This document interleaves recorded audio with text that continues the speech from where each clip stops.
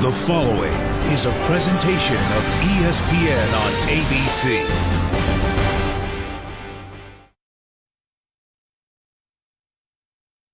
You're watching Dr. Pepper Championship Week. From Orlando, it is in fact Dr. Pepper Championship Week. This is the American Athletic Conference Championship. Top 20 showdown, Memphis against UCF, presented on ABC by Kay Jewelers. And when UCF makes its way out of the locker room, they'll take the field for the 12th time this season.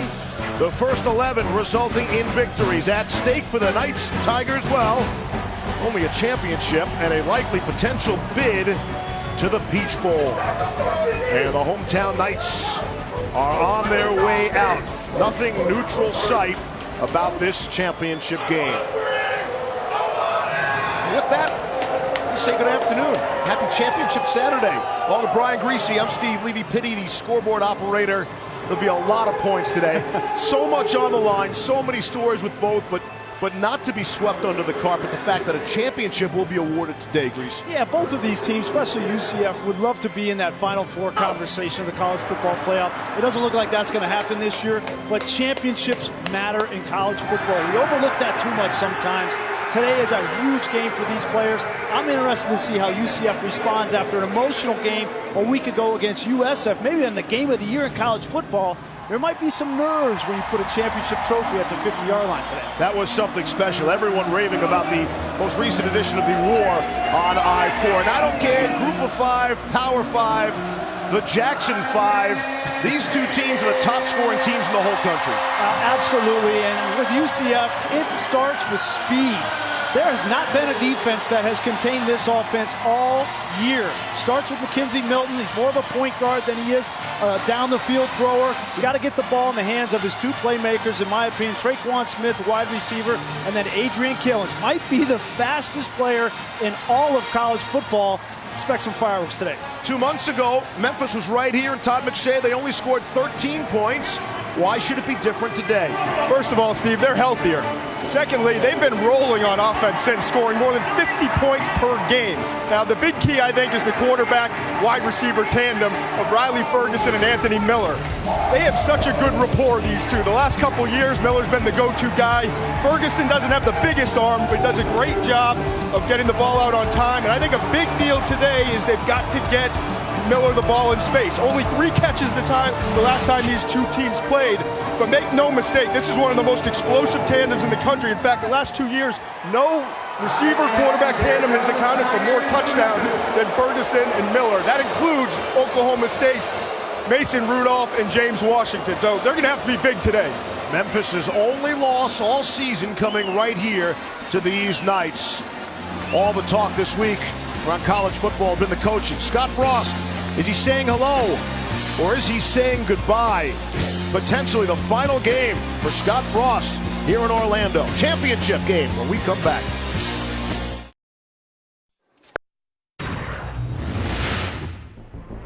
Otis Anderson may have sealed the deal for UCF. It is caught! Touchdown Bulls! And Mike Hughes, the kicker to beat. Do you believe it? Knights take the lead. And the war on I-4 did not disappoint. So that's the UCF angle from a week ago. All Memphis did last week was score 70 points. Hammered East Carolina to the tune of 70-13.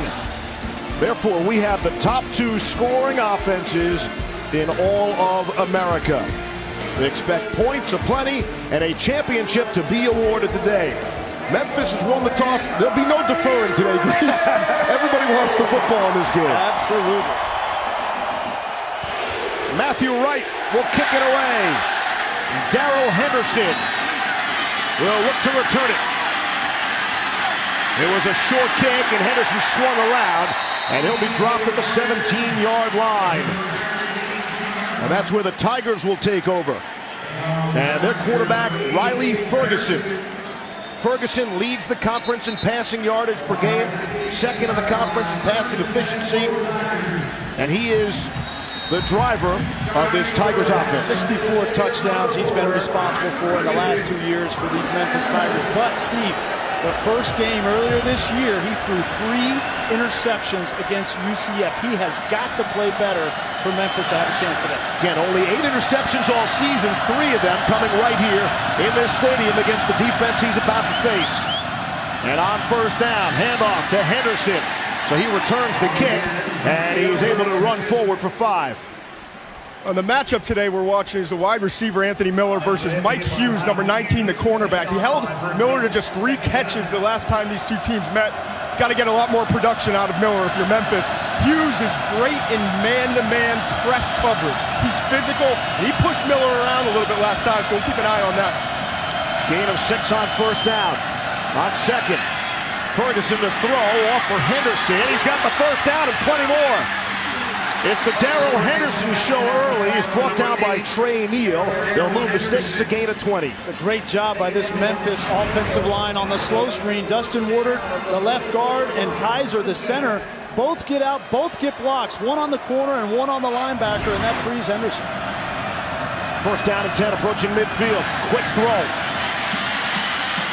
Able to hit Tony Pollard, and he got first down yardage. Pollard is the man they want to get the ball into his hands as often as possible. He's explosive. He's like an H-back. He plays that running back / slot receiver position for this Memphis offense. He's also the ace special teams player. He's been back-to-back years in the American Conference, the special teams player of the year. Yeah. Do not go to the fridge for kickoffs in this game, people. Across midfield now. Handoff. Henderson, and that's our shortest game so far. Picks up a couple. Titus Davis made the stop for UCF. You know, this Memphis offense did not play their best game. In fact, Mike Norvell, their coach, said they played their worst game since he's been at Memphis in this game in September against UCF. But since then, Steve, look at the numbers. 53, almost 54 points a game in the last 7. That ball is out and loose. And it's recovered. Let's see. Not to say they haven't, they do. It's Shaquem Griffin, who's always around the football.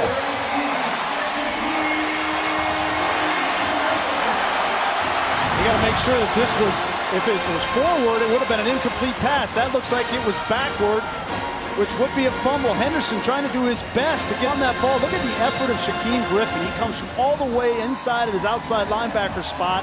It's hustle with 18.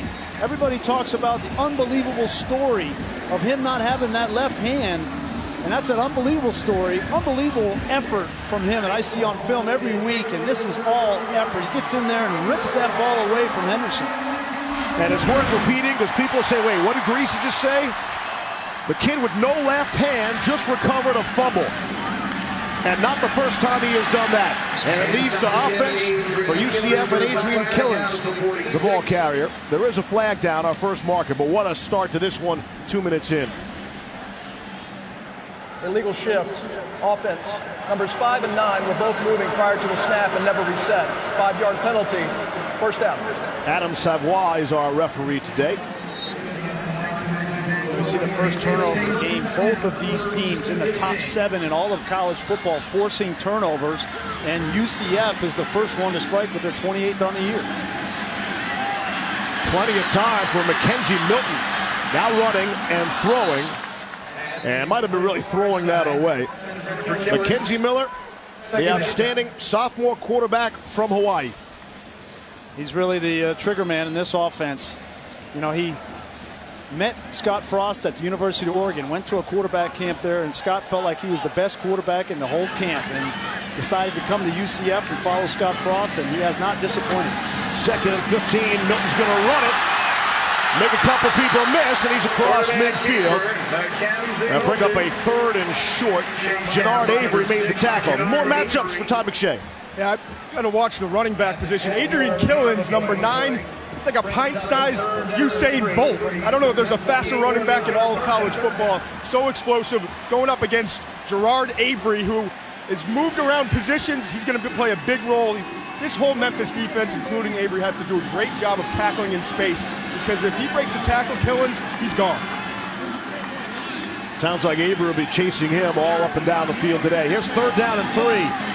Good protection, and the throw able to complete to Traquan Smith, who's got 1st down yardage.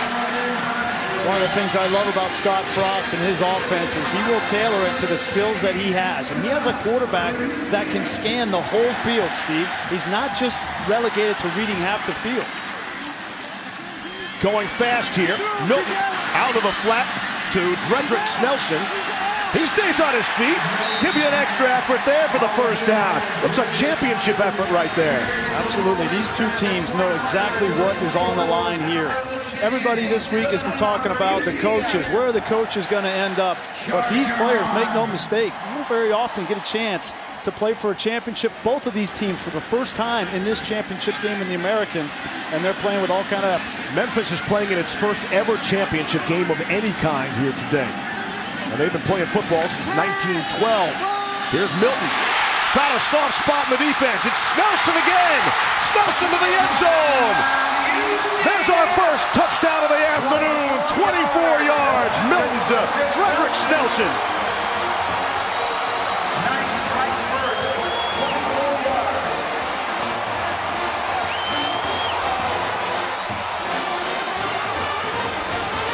This has been the recipe and the formula for UCF all season long. Force a turnover on defense, and then the pace and the speed of this offense with which they call plays, run plays, and then those speed players at the skill positions, they score a lot of points.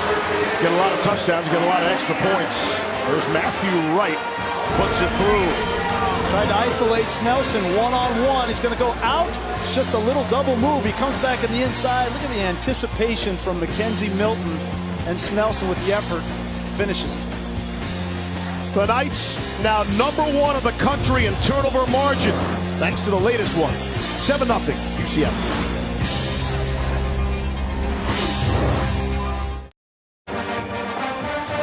The Memphis football program went nearly 20 years without a kick return for a touchdown. Enter Tony Pollard. There's a local jeweler in Memphis, Robert Irwin Jewelers. They ran this promotion. Buy anything you want in the store, and if Memphis gets a kick return for a touchdown, you get your money back. Get it all for free. A lot of happy customers.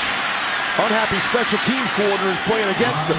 So Pollard, they'll try to kick it away from him. Anthony Miller able to make that return. Good starting field position here. You know, watching these two teams on film, they're so similar. You know, the records of these head coaches almost identical. That's why a big reason why they're both up for jobs at other places. The scoring, 1st and 2nd, we've talked about that. And already in this game, we've seen turnovers on defense. These are 2 of the top defenses in all of college football turning the ball over, and it's been a big reason why they've scored so many points. Both in their 2nd season, both so highly thought of and respected. Well, Norval had a lot more to work with coming in. He didn't have to turn an entire program around. There's Pollard, and again, they're going to get the ball in his hands any way they can. If you're not going to kick to him, you got to find a different way. Absolutely. He's got to be a big part of the impact on this game. But I think a big key for Memphis offensively is can they run the football? That's been a big difference for them. In the last 2 games, they've averaged over 300 yards rushing. In the first game against UCF, they only had 50. Keep it on the ground. This time it's Patrick Taylor, nothing doing. 3rd and long. Shaquem Griffin made a stop again. Bring him off the edge. Get him involved in the backfield. He's such a fast player, so instinctful. Got to account for him in 3rd down pass rush situations as well. He said he started out, his coaches told him, just run as fast as you can. The technique came a little later. 3rd down and 8.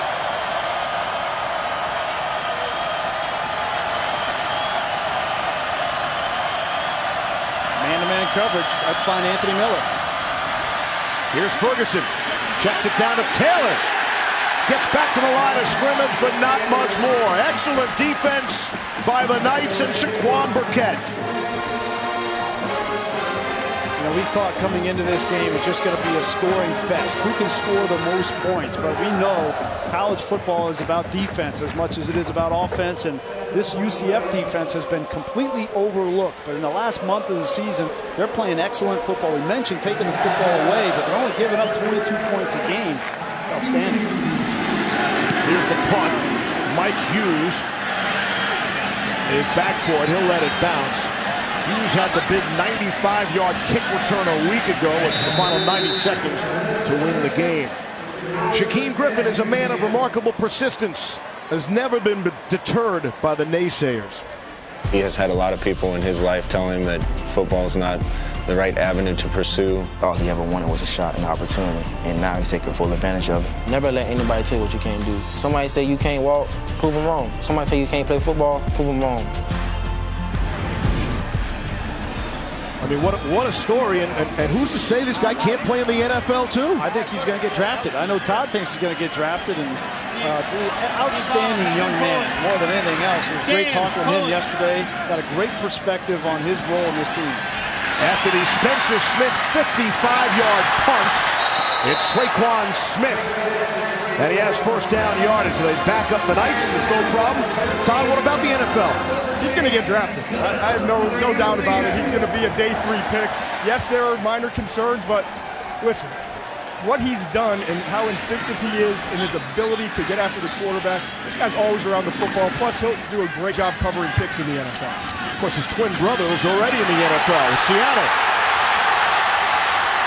Otis Anderson ripping off huge yardage, and he is just slowed up enough before he is dropped at the 18-yard line. Otis Anderson, the true freshman from Jacksonville, rips off 62. Great block here. Watch the right tackle. That's Wyatt Miller. Comes up and gets the linebacker. They seal it off. Explosive play from UCF right up the middle. They are right back in business. It's Anderson again. He'll try the right side on for size. And he'll lower the shoulder. And got lower than Jonathan Cook did. Second down. You know, we talk so much about Adrian Killens, and rightfully so, with his impact on this offense. But Otis Anderson, as a true freshman, only 5'11", 165 pounds, has an impact as well. Second and short. Here's Anderson. Won't get there. And it'll bring up a third down and a couple. And how nice is it for Scott Frost to go back and forth with these two guys, Killens and Anderson? We talked with him yesterday about Anthony Thomas and Kenyon Barner, and this is the role that these two guys are playing in this offense. He's brought that Oregon style, fast tempo, spread you horizontally. And when you spread them horizontally, sometimes you create those creases in the middle of the field like we saw there for Anderson. That was some crease. A crease worth 62 yards. UCF on third down and 2. Hand off to Killens, and he'll take a loss. Curtis Akins comes up with a big stop. The weak side linebacker for the Tigers, fourth down. These teams don't kick a lot of field goals because they score a lot of touchdowns. No, but Memphis, you're going to give up some chunk plays. You know that coming in. But when you get in the red zone, that's the money time. Last game they played, we mentioned it. They were not very good in the red zone. They turned the ball over 3 times. Today, a big factor in this game defensively for them. Can they get the stops and force these field goal attempts? Here's Matthew Wright from 31 yards away. He's only attempted 12 field goals all season. And number 13 is a work of beauty. Perfect. 2 offensive touches so far for the Knights, both leading to points. Otis Anderson leading the way. 62 yards for number 26.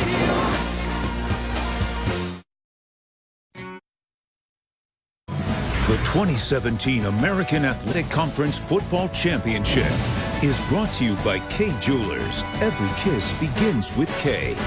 The all-new Accord from Honda. And the Home Depot. More saving, more doing. Scott Frost is Nebraska through and through. Born in Wood River, Nebraska. Attended Wood River High School.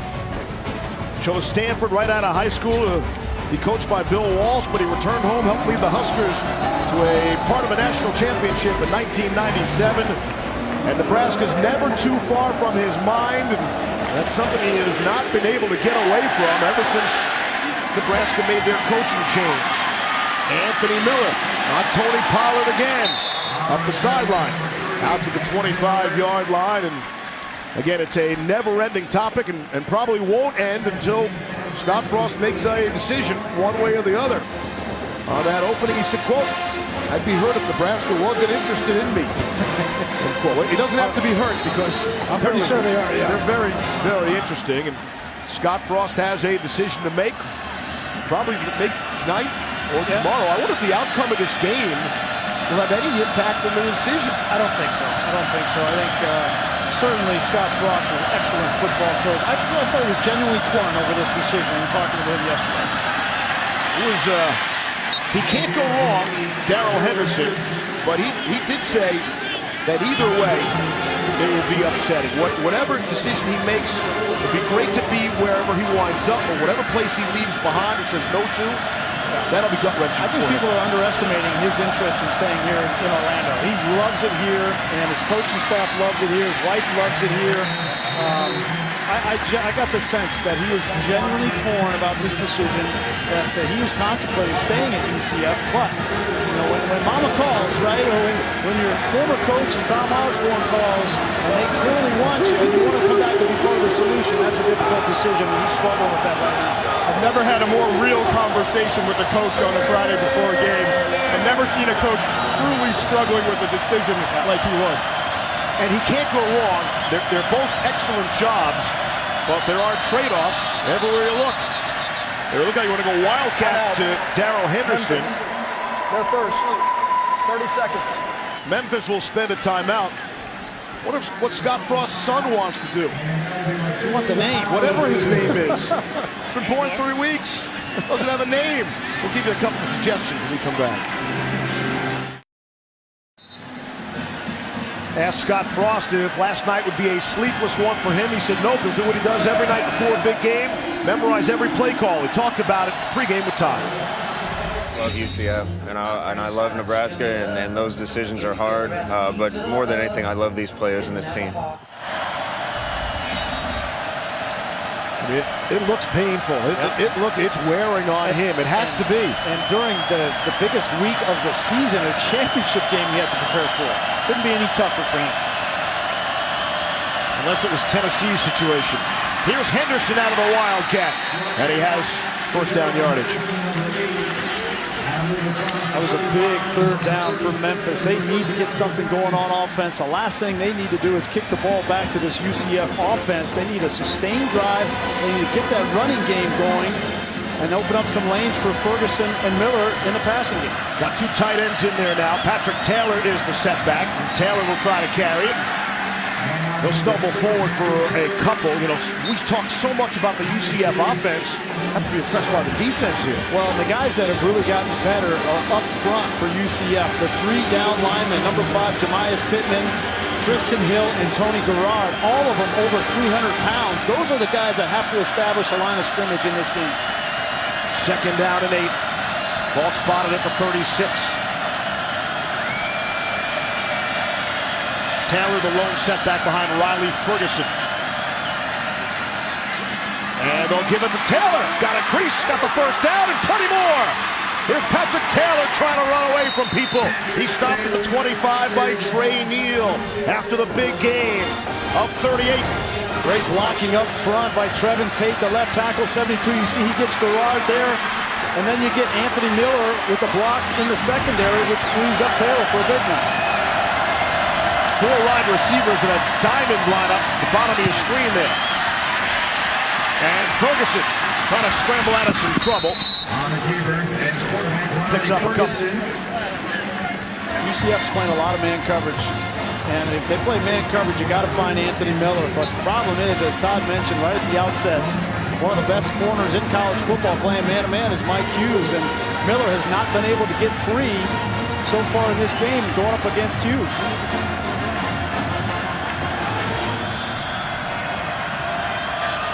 Second down and 9. Everybody talks about Miller. Don't sleep on Phil Mayhew either. Miller, excellent wide receiver, 6'3", 210 senior from New Jersey. Here's Henderson. Got the first down.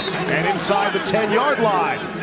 Here come the Tigers. Yeah, and that's exactly what they need to do. Big runs on first down. You got to establish that line of scrimmage. This offensive line, I think, is probably the most improved part of this team from Memphis. You got 2 All-American Conference players in left tackle Tate and the right guard Gabe Kuhn, who's starting his 50th game in his Memphis career. That's more than anybody in Memphis history. 7th best red zone team in the nation. Here's 1st and goal. They're just inside the 10. Can't get a first down. Henderson running over people. Down to the 7. Titus Davis took the brunt of that. And there's a flag down.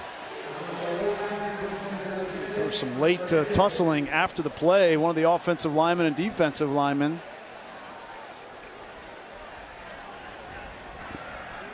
After the play, personal foul, unnecessary roughness, defense, number 49. Penalty is half the distance to the goal, automatic first down. Savon Lowry. Well, that's Savon Lowry, yeah, we'll give you a first down inside the 5-yard line. He got tangled up with Drew Kreiser right there. Just out of the picture there. Here's a better look.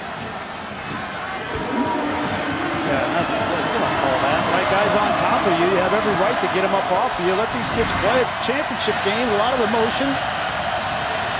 I wouldn't have called that. Only half the distance to the goal anyway. Not much closer they can push him. They got a fullback in, who's actually a defensive lineman. And the handoff to Patrick Taylor for the touchdown. And the Tigers are on the board. Behind the blocking of defensive lineman Joseph Dorius. Yeah, and they were fortunate here. It looked like Riley Ferguson almost got stepped on. Take a look at his right foot. When he tries to get away from center, that's Kuhn. Steps right on top of him, so he's falling down. In that situation, you're helpless. You got to secure the football. If you can get it to the back, great job. Averted the turnover. Dorcius, the defensive lineman, actually has a brother who is a running back on the team. Dorland Dorcius, who is traveling with the team but is out injured. Riley Patterson puts it through.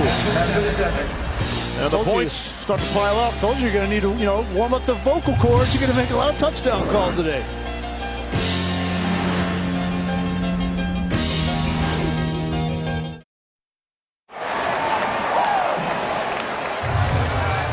Back in Orlando, the American Athletic Championship. UCF with a 10-7 lead, and the Tigers scoring a touchdown to close the gap. On their first possession, they turned it over, gave the Knights a short field. That led to UCF's first score of the game. We've seen that UCF's not going to kick to Tony Pollard, but UCF has their own kick returner, Mike Hughes. We'll see if Memphis decides not to kick. Exactly. And again, a short kick, only to the 14-yard line. And bring it out to the 26. And that's where they will start. ACC championship game tonight. Thanks to our friends at Dr. Pepper. How about Clemson and Miami? 8 p.m. Eastern on ABC, streaming live on the ESPN app. Clemson on the verge of its 3rd straight trip to the playoffs. Then tomorrow, we'll have the exclusive reveal, final college football playoff rankings. Which 4 will make the playoff? Reese and the guys have a 4-hour special. Get all the bowl announcements. Plenty to chew on tomorrow. And a terrific game last night. And we're expecting a good one here today. On first down, Adrian Killers. I had a little concern about how UCF would respond after that emotional game a week ago against USF, winning 49-42, but they seem ready to roll. Second down and 5. Milton, the quick throw out of the flat to Jordan Akins, the tight end. His first catch of the afternoon. Not to mention, they've had to play 11 straight weeks in a row because of Hurricane Irma, right? It disrupted the early part of their season. In fact, they were going to play Memphis. Memphis flew down here. They were ready to play the game, and it was called at the last minute. So these teams actually have done something I've never seen before. They prepared to play 3 different times this season. That's unheard of. They were supposed to play each other on September the 8th. It got rescheduled to September the 30th.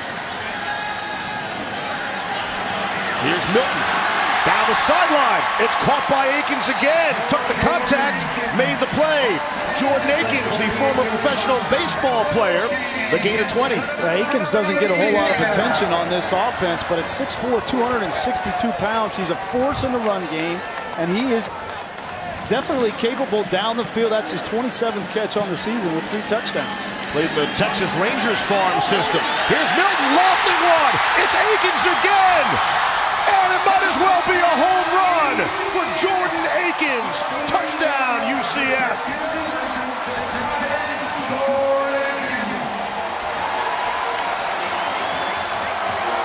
Got to respect the perimeter against UCF. And when you have to respect the perimeter, you leave one-on-one coverage on the tight end. And that's Josh Perry, the safety. Look at the anticipation of this throw, the touch. You know, Mackenzie Milton doesn't have the strongest arm in college football, but he does have anticipation and touch throwing the football. He couldn't have done it any better here at Abrams. Josh Perry could not keep up with the big fella. Extra point is on the way and through.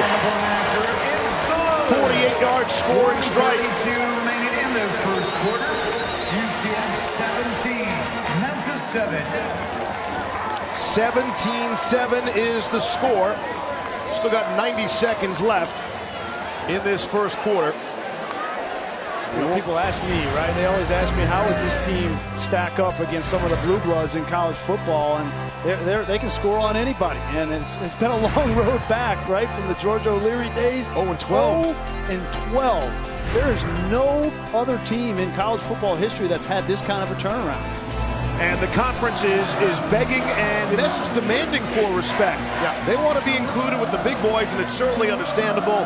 And for all these kids, all they can do, they can only beat who's on their schedule, and they've beaten everybody. Well, they beat Maryland by 4 touchdowns. It's a shame they didn't get to play the Georgia Tech game, because that would have been a great litmus test for this team. But they need to continue to schedule those out-of-conference Power 5 teams and continue to do what they've been doing, which is winning. But it is the biggest two-season turnaround since 1937.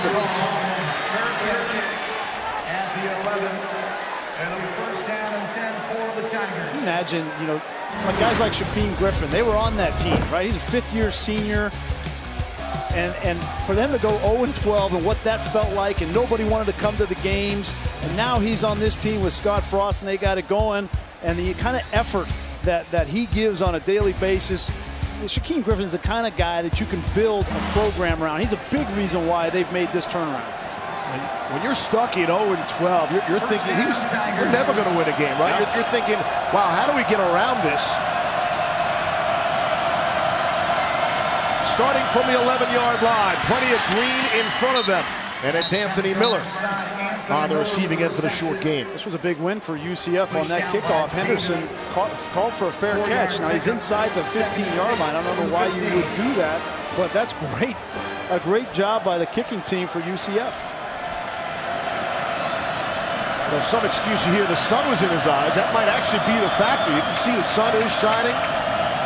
Some 80 degrees here in Orlando. Henderson, nothing doing there. Dropped down by Titus Davis and Tony Garrard. Great job by Tony Garrard. You know, he gets a little bit overlooked, but he's establishing that line of scrimmage. Very difficult to block one-on-one, and if you double team him, then you allow the linebackers, Burkett and Jasinski, to run free in the backfield. 3rd down and 7. What do you got, Riley Ferguson?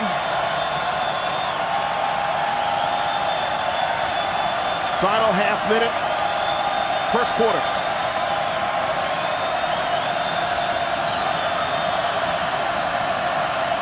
Two to snap it. Just get it away in time. Ferguson's going to run for it. Has the first down yardage and an awkward stumble. And that will likely be the end of the first quarter. As a design call there, a quarterback draw with a lead blocker in Henderson, the halfback. Is a great adjustment there by Mike Norvell. Seeing the coverage, knowing that there was going to be very difficult to throw the ball on the outside and calling the draw. Needed 7, got 9. They'll try to squeeze out one more play with these offenses. Why not? Little free football down the middle of the field. Able to hook up with Sean Dykes. Oh, man. UCF wasn't ready there, Leaves. Well, they thought the quarter was over. They thought the quarter was over. Great job by Riley Ferguson, Mike Norvell, and Sykes down the middle for a big one. Yeah, with these offenses, why not squeeze out an extra play if you can? ESPN's presentation of college football on ABC will return after this message, a word from our ABC stations.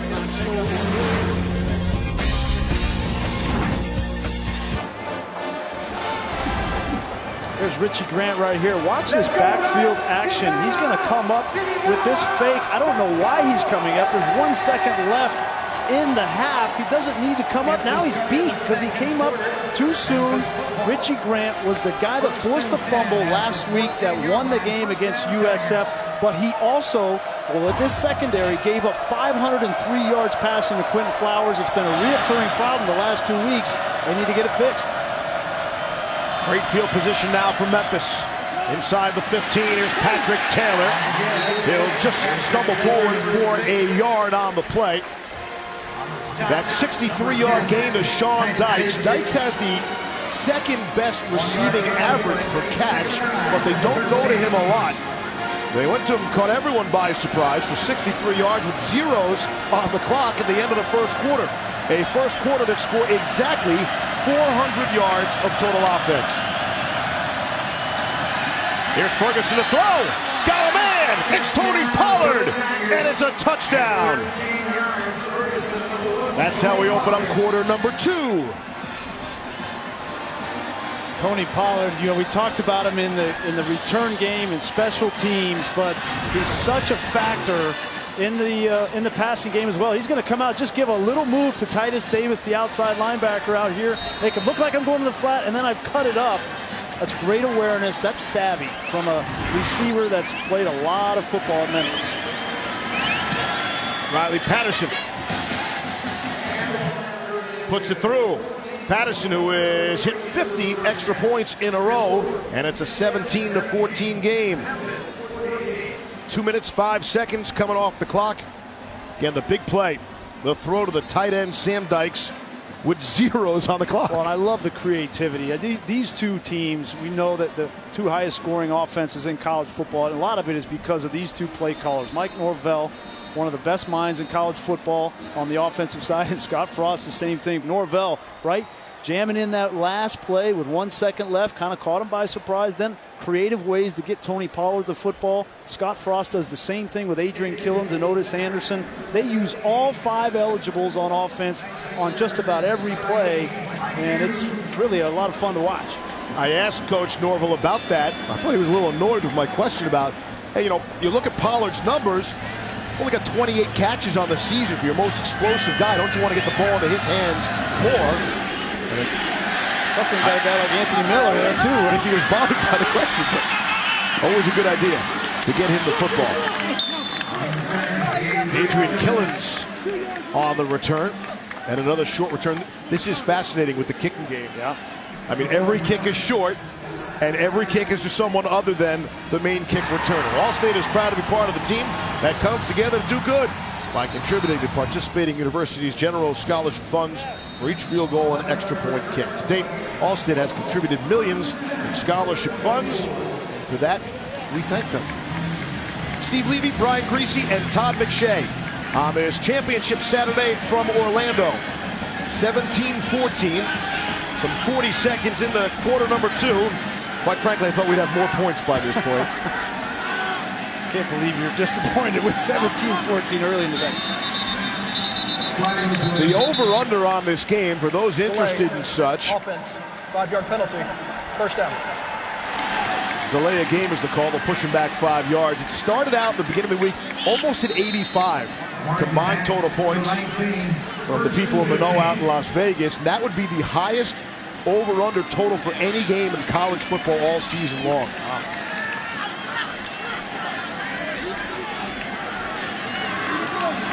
First down and 15 after the marker. Here's Milton to throw. Great pocket for him. And a beauty of a throw on the money to Cam Stewart.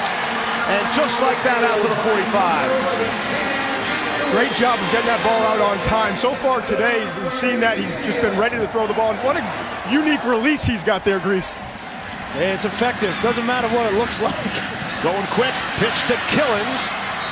And he's stopped for a loss. Out of the 41, it's Jannard Avery, the quiet leader on that Memphis defense. We were talking with Mackenzie Milton yesterday and kind of asked him about his unique release. He doesn't extend that arm way up over his head. It's more towards his ear. He said, you know, I played baseball as a catcher, and that's kind of how I threw when I was a catcher, and it just kind of translated to his motion. You see, he doesn't get over his head. The ball never gets over his helmet. very unique, but he's accurate. Milton, quick throw out of the flat to Snelson, and he's pushed out of bounds. Bring up a third down and short. Milton said his knees were bothering him in 8th grade already. That's what he said. Hey, you know what? Stop playing catcher. This football thing's not a terrible idea. Well, maybe his best attribute are his legs. I mean, he extends plays so well. And you see his production on the season, setting school records at UCF. And yes, that's a record that beats some of the greats that play quarterback here at UCF, like Dante Culpepper and Bortles, etc. Yeah, Ryan Schneider has been passed by. Schneider had 31 touchdown passes in 2002. Mackenzie Milton now #1 on the season.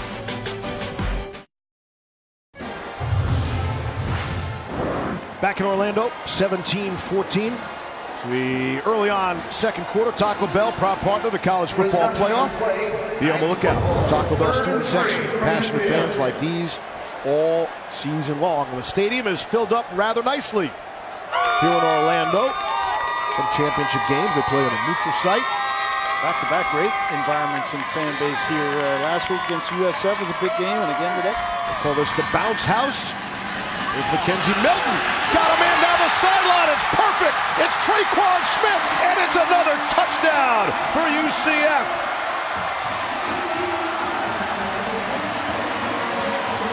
On 3rd and 3, give him 6 points.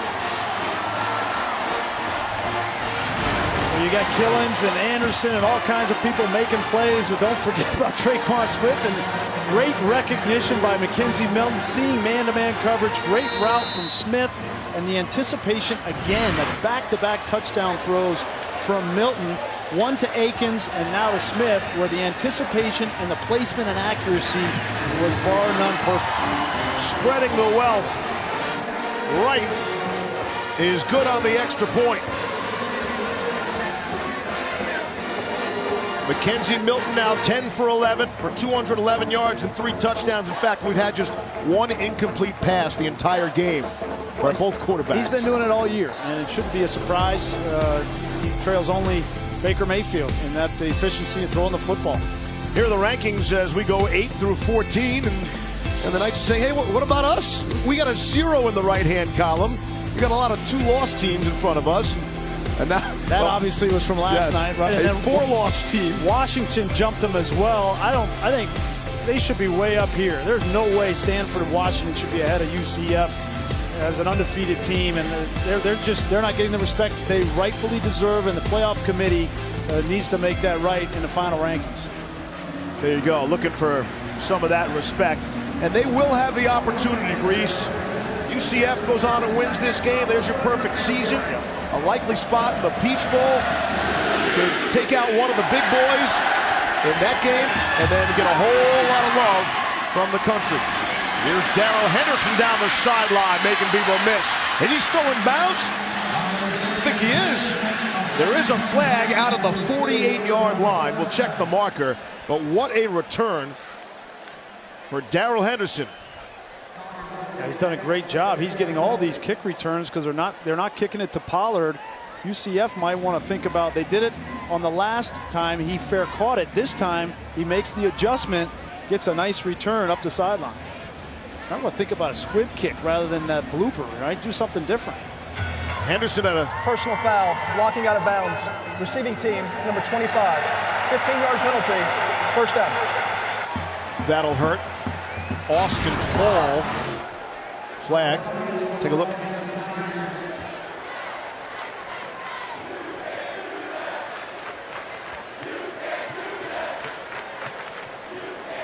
I didn't see 25 there. I might have had the wrong number there. I saw Patrick Taylor, number 6, blocking out of bounds. Once a defender goes out of bounds, you can't continue to block him. That wipes out a good portion of that big run back.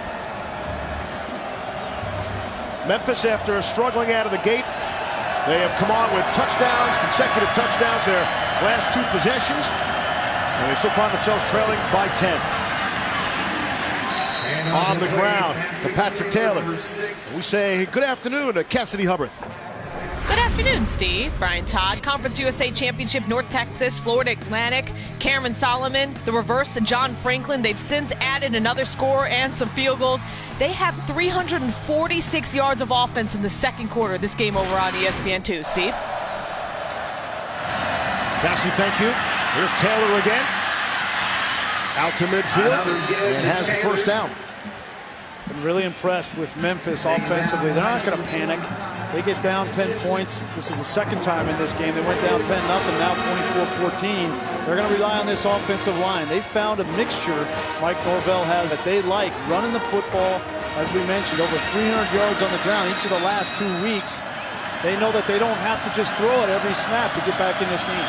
Taylor had touchdown runs of 41 and 60 yards a week ago. So why not give it back to him? He'll pick up a couple there. As they continue to pound this ball, though, Steve, can't forget Anthony Miller, right? You're going to get some man coverage because UCF feels like they need an extra defender to stop the run. And when you isolate Anthony Miller on some of these defensive backs for UCF, it's the advantage Memphis. They've been using Miller in the slot and on the left side, which is the opposite side of number 19. He likes to play on his left side. He's more comfortable on that side. They're trying to keep away from that matchup. Second down and 8 off the play fake. Ferguson to throw. And complete down the sideline. Joey Magnifico. We'll see if it stands. There is a flag down on the play. Memphis players are indicating it's on UCF. Pass interference, offense, number 86, 15-yard penalty, second down. Yeah, Magnifico became so wide open, and I was wondering how he got so open. I saw the UCF defender on the ground, and the officials felt like he had pushed off. Here he comes right at us. That's Neville Clark there, and just a little push off. I think it made it look worse because Clark had lost his balance, but I think that's the right call. Joey Magnifico. I like that name, don't you? Not so magnificent there. Dad grew up in the north end of Boston before moving to Memphis, coming out of the Marines in 1971. Here's second and 23. And Tony Pollard will pick up 5, get some of that penalty yardage back. Neville Clark making the stop. That penalty was a killer because it was 10 yards, and now you bring up a third and 19. Very difficult to convert. 2 penalties on this drive. At the big kick return. A good portion of that getting wiped out. Here's where they like to get Shaquem Griffin matched up on the left tackle. That's Javon Tate. So they're only going to rush 3. That's it. 8 in coverage. All sorts of time for Ferguson. Now being chased, and now he'll be dropped. Who else? Shaquem Griffin.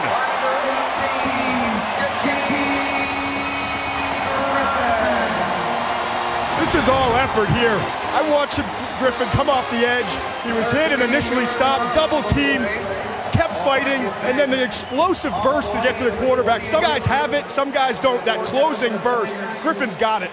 He's got that passion too, Todd. That's what jumps off the tape at me. Never gives up on a play. And if you're Riley Ferguson, you got to know that. You got to know your personnel. You can't hold on to that ball knowing that your left tackle is not going to be able to block him that long. Here's Spencer Smith. Had a 55-yard punt. Got an assist from a bounce earlier. Oh, and he'll get another assist here. That ball will drop dead at the 20-yard line. Fireworks in Orlando. A championship on the line.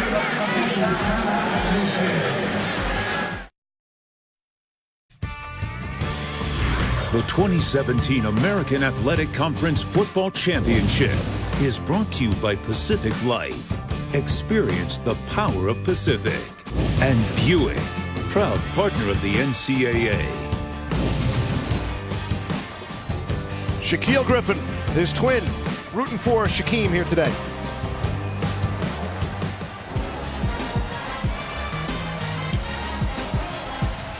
Hey man, I just want to wish my brother, you know, my whole UCF family, the team, the staff, good luck. Let's bring the championship home. Charge on. For the Seattle Seahawks, they were 1 minute apart. Shaquem's actually younger, and yet, and even without the left hand, he learned how to tie his shoes first. How about that story? What was Shaquille doing? That ball comes out. Loose ball. Memphis jumps on it.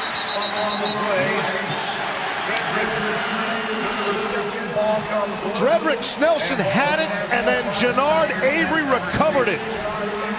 First turnover of the game for the Knights. These defenses will give up some yards, but they will force turnovers. And Snelson, as you mentioned, you got to know that this team's going to continue to fight, continue to hit, and that's their senior leader, Jannard Avery. You know, Shaquem Griffin's a leader for UCF's defense, and unquestionably it's Avery for Memphis, and he comes up with a huge turnover. See if this offense can change momentum.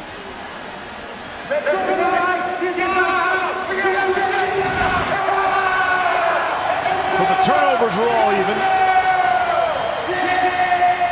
Memphis turned the football over on their very first drive.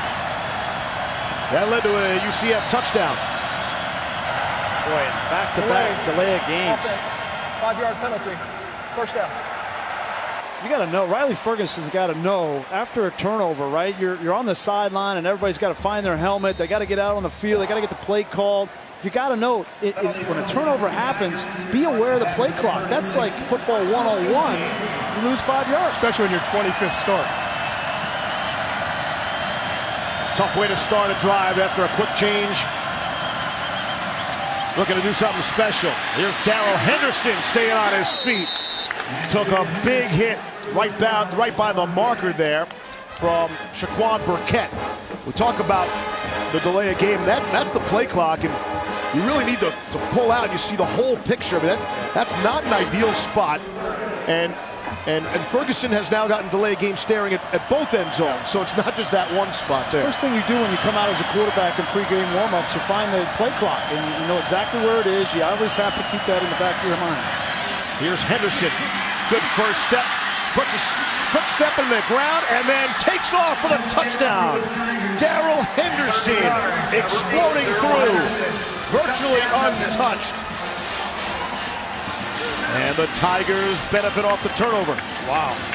That was way too easy if you're UCF defensively. That offensive line, we talked about it. That senior leadership up front, coming off the football.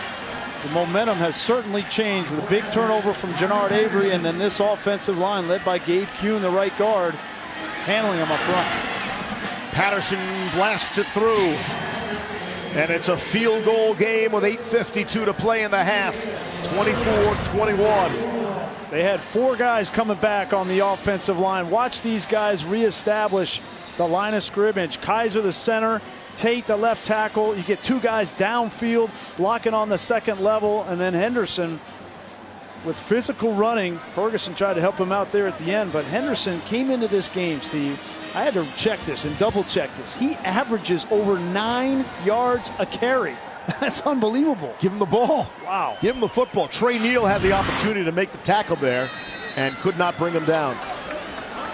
As the points start to pile up, as expected, 2 plays, 31 yards, 30 seconds following the turnover. You cannot turn the football over and get either of these teams a short field. We've already seen evidence of that. Another short kick. This one out to the 22-yard line. Out to Cassidy Hubbard.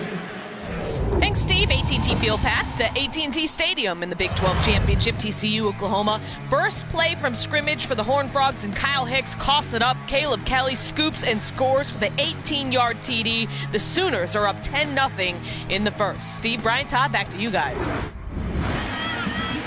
Boy, you want to talk about not having a chance to turn the football over. You don't want to do it against these teams or Oklahoma. Right. Oklahoma's got enough offense as it is. Quick strike off the play fake. All sorts of time for Milton. Thought about checking it down. And now he'll run out to the 35-yard line. He was dragged down from behind by Christian Johnson.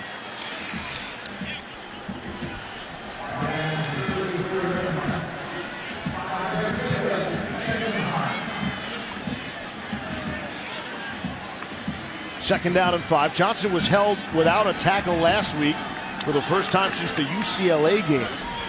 Remember the national headlines that game got? Ooh, UCLA had to wake up early for the kickoff. The time zone change. Here's Gabe Davis trying to drag some people with him. Good extra blocking late by Wyatt Miller. They're playing to the whistle. Boy, it looked like there was going to be a face mask there. Davis's head kind of got turned. He had his hand on top of the helmet there. That's John Tate, the defensive lineman. Didn't grab the face mask though, just had the helmet. It's a strong hand. 3rd and 3. Big third down here for Memphis defensively. They can get a stop and really take momentum of this game. No safety in the middle of the field. Milton looking to the right, throwing that way. It's Marlon Williams, his first catch. Terrell Carter on the coverage, good for a first down. I love the way Mackenzie Milton throws with anticipation. A lot of times you can throw receivers open. He knows exactly the coverage he gets. He knows exactly the route and the adjustment the receiver is going to make, and he throws it on time. Going quick here, pumps to the right, down the middle of the field. It's Snelson, and he is dropped from behind. What a tackle by T.J. Carter, saving 6 right there. So impressed with Mackenzie Milton and how quick his eyes work. Just watching from the end zone and coming in, how quickly he goes through his reads, and that allows him to be so accurate with the ball. Gain of 23 on the play. Milton able to hook up. You know what else, Todd? That's impressive right there was how fast that play came in from Scott Frost. You mentioned that he memorizes all the play calls the night before the game, and I asked him yesterday, why do you do that? He said, because that's the only way I can get the play in as fast as possible. They have a big 3rd down conversion, and they come right back within 5 or 10 seconds with a pump screen and a seam down the middle of the field. It's really impressive. He said he doesn't want to get caught looking down at his sheet. They're going to throw it. Here's Anderson, and it is intercepted but out of bounds. There is a flag down as well. Josh Perry, like Superman, leaped out of bounds to intercept it, but he was clearly out of bounds. I think they're going to get a late hit on Otis Anderson after he threw the ball. Good targeting.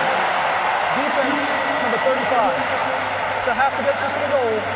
Automatic first down. The targeting is under further review. Roughing the passer when the passer's not the quarterback. He's throwing the football. He's still a defenseless player when he's throwing that football. You see Otis Anderson right here. And that's 35. That's Tim Hart. And he comes straight up with the crown of the helmet right into the face mask of Otis Anderson. And by definition, that's targeting. That's a good call. You just cannot launch yourself anywhere in that head or neck area. We say it time and time again throughout the course of the season here in college football. And Tim Hart knows better. He's trying to affect the passer. I get it. But you just cannot launch yourself like that.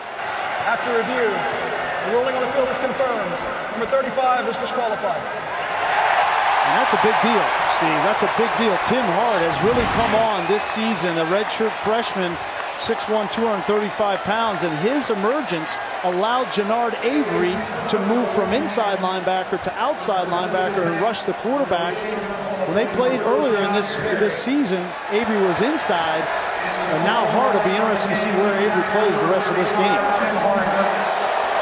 Actually, looks like they're going to lose 2 starters on the same play. Josh Perry, who leapt out of bounds, trying to make the interception, is being helped off now, you see, and then you lose Hart on the ejection for targeting. Yeah, what a terrible turn of events for Memphis here. You might lose Perry. Looks like he came down on that hip. Oh, man. If you've ever had a hip pointer, that is painful. And that looks like Josh Perry is going to be struggling to come back in this game. You know, when they played earlier in the year, Memphis was without 4 starters. And now it looks like they've lost 2 in one play. On 1st down and 10. Anderson, not much there. Emmanuel Cooper made the tackle. Mackenzie Milton to this point is 15 for 16 for 266 yards and 3 scores. It's not terrible. You think they wouldn't want anybody else to throw it. Got a little fancy, a little cutesy. A trick play. On 2nd down and 10. Milton to throw. It's batted up in the air, and it is intercepted. 2nd turnover. It's Tito Wyndham, able to wrestle it away. Dredrick Snelson was the intended target, and Wyndham wanted it more. Well, Mackenzie Milton wanted to go right after Josh Perry's replacement, Tyrese Lindsey. Here's Lindsey right here, and here's Snelson. They're going to come back in. This is the first throw, Steve, that I've seen inaccurate from Mackenzie Milton. It's a little bit high, and because it's high and deflected, it led to the turnover. It's a good idea to target Tyrese Lindsey, and the replacement, just poor execution and location on that throw. Second consecutive possession by UCF. They've turned it over. We know what Memphis did the last time they got a turnover. Difference here is they got the long field in front of them. They'll start from their own 3. Ferguson to throw, and complete to Anthony Miller. They got to get number 3 going. He only had 1 catch before this drive started in the game. It's such a factor, and if they're going to play man-to-man coverage, they can get him matched up on Clark, the corner position. It's a good place for Ferguson to go with the football. Anthony Miller, the first receiver in Memphis history with consecutive 1,000-yard receiving seasons. Handoff is Patrick Taylor, and he's out to the 20-yard line. Riley Ferguson is 7 for 7 passing, so he too has been rather efficient. Pretty good quarterback play. We knew these 2 quarterbacks are 2 of the stars in the American Conference, and it's a big reason why their 2 teams are in this championship game. And it's a battle going back and forth right now. Number 14 in the country against number 20 in the country. Conference championship and a likely berth from the Peach Bowl on the line here today. Here's Taylor carrying some people. He's got the first down, and then it'll be thrown back.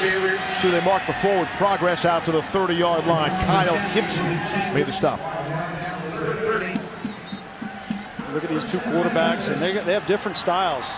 Riley Ferguson's got a big arm, does most of his damage through the air, but Mackenzie more of an efficient passer. I hate the moniker of a game manager. Yes. So I never use that, right? Yes. But that's what they ask him to do, and he's made Memphis better. Here's Tony Pollard. Pass gone to the far side by Tony Pollard. Bring up a 2nd and short. See if you get a look at Riley Ferguson and all his tattoos. He's got so many of them. Got his first tattoo at the age of 15. And you get a look. Got plenty more real estate there to go if he wants. Yeah. The previous play is under further review.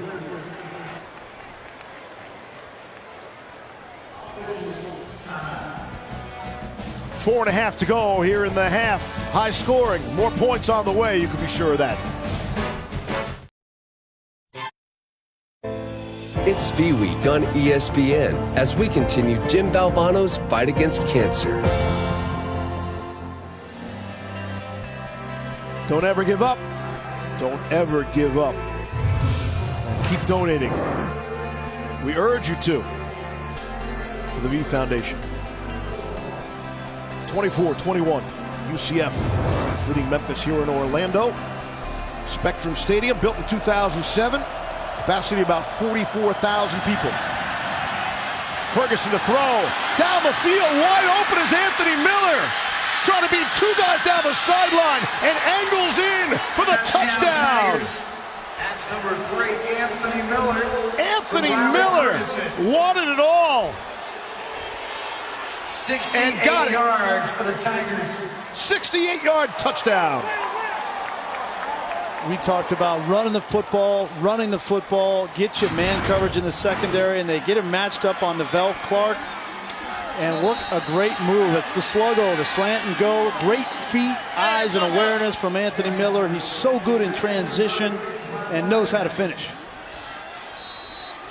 A 14-point swing in 5 plays, and Memphis has their first lead of the afternoon.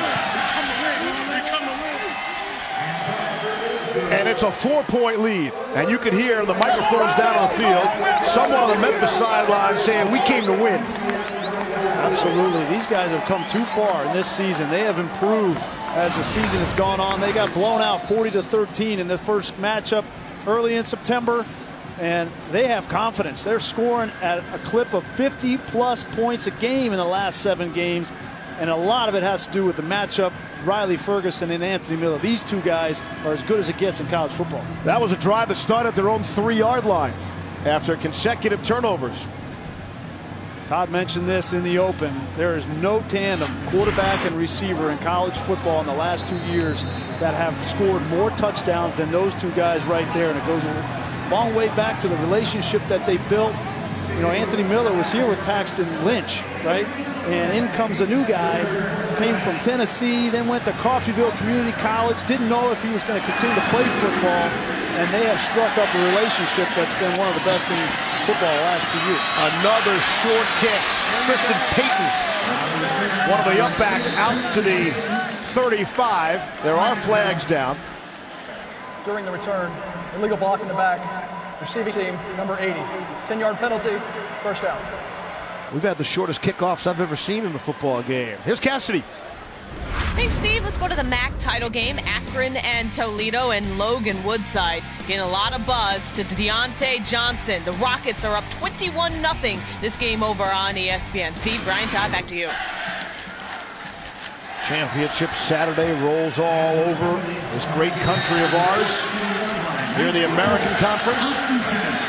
4-point game. Memphis their first lead of the day, thanks to consecutive turnovers from UCF after scoring drives and getting points on their first 4 drives. Here's Milton to throw. Great pocket for him. Out ahead, able to get Traquan Smith. Went up to get it. There is a flag down. They're still wrestling for the football. Jonathan Cook was with him step for step.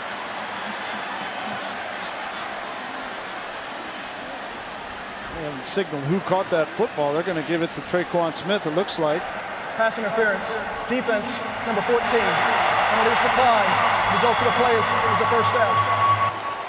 Well, we're seeing 2 really good receivers play in this game, Anthony Miller and Traquan Smith. Smith's bigger receiver, 6'1", 210 pounds, and that's a textbook going up in high point in the football, taking it away from Jonathan Cook, and UCF's in business across the 50. It's a 40-yard gain there. Here's Milton down the sideline, and it is dropped. Traquan Smith had it in his hands, and he knows Tito Wyndham had the coverage.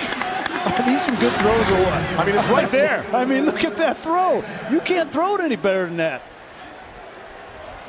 This is fun. This is fun to watch. 2 quarterbacks, 2 receivers. We got good backs in this game.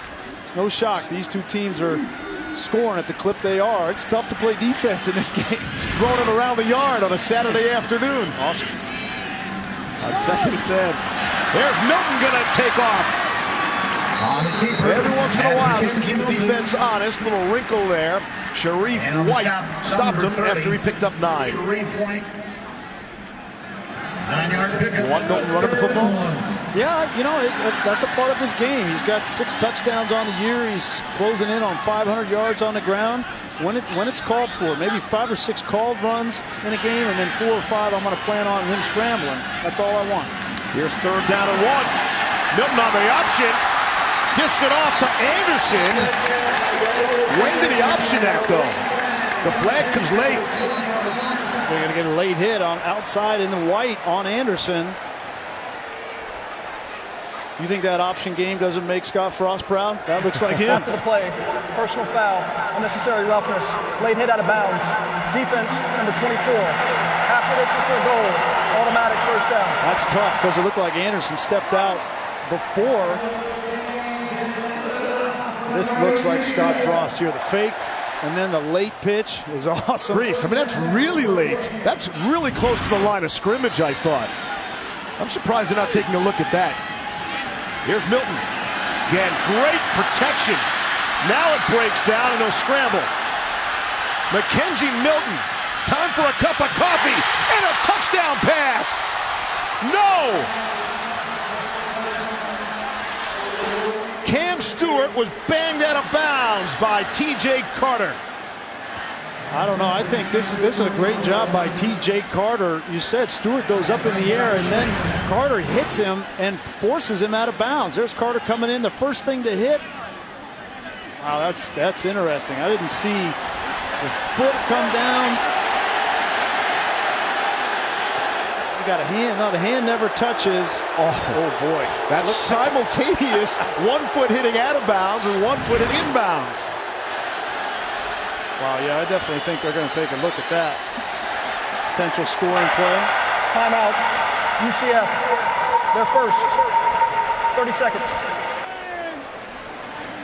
Scott Frost called a timeout to give him some time to look at it. What a football game. It's supposed to be fun, and this is.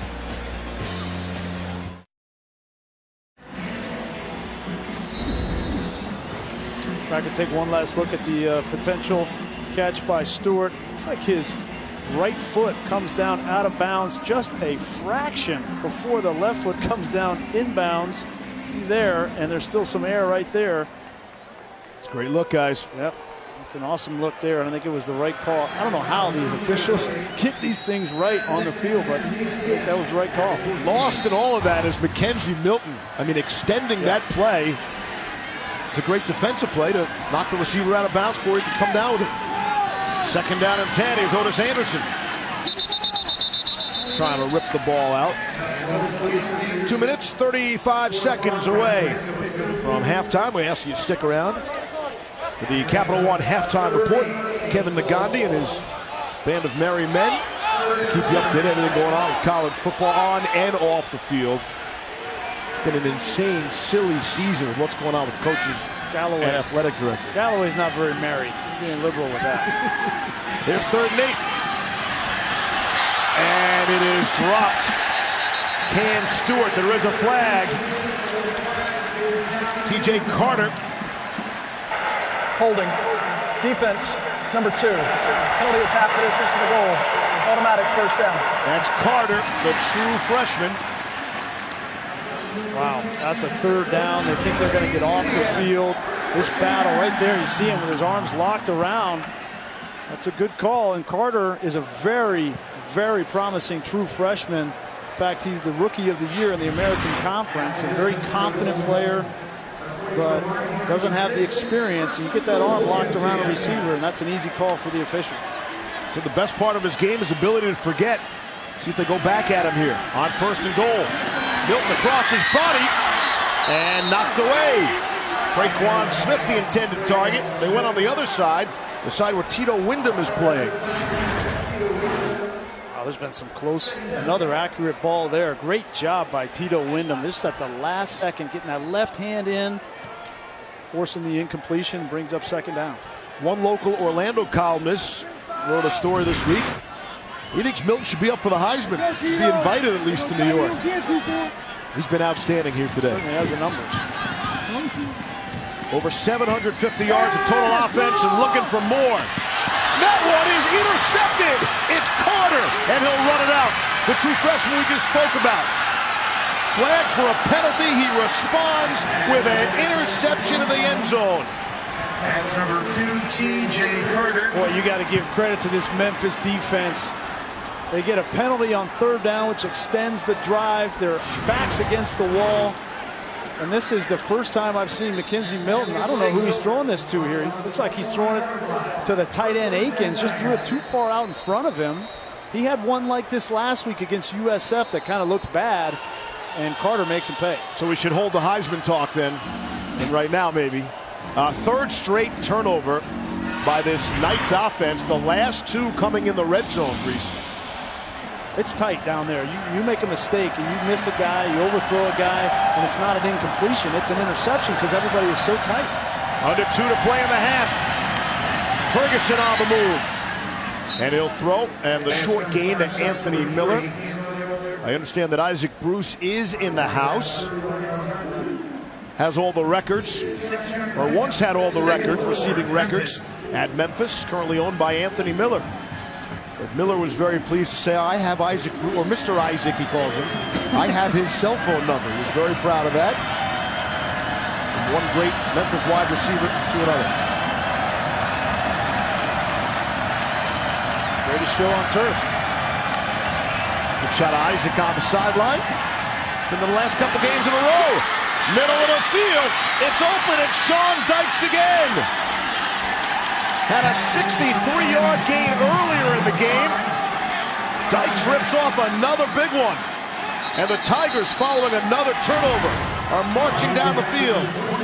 A reoccurring problem for UCF in the defensive secondary. Seam routes. Last week, Quentin Flowers threw for 500 yards through the air. And already in this game, Memphis has 250. Ferguson is 11 for 11. He has not missed.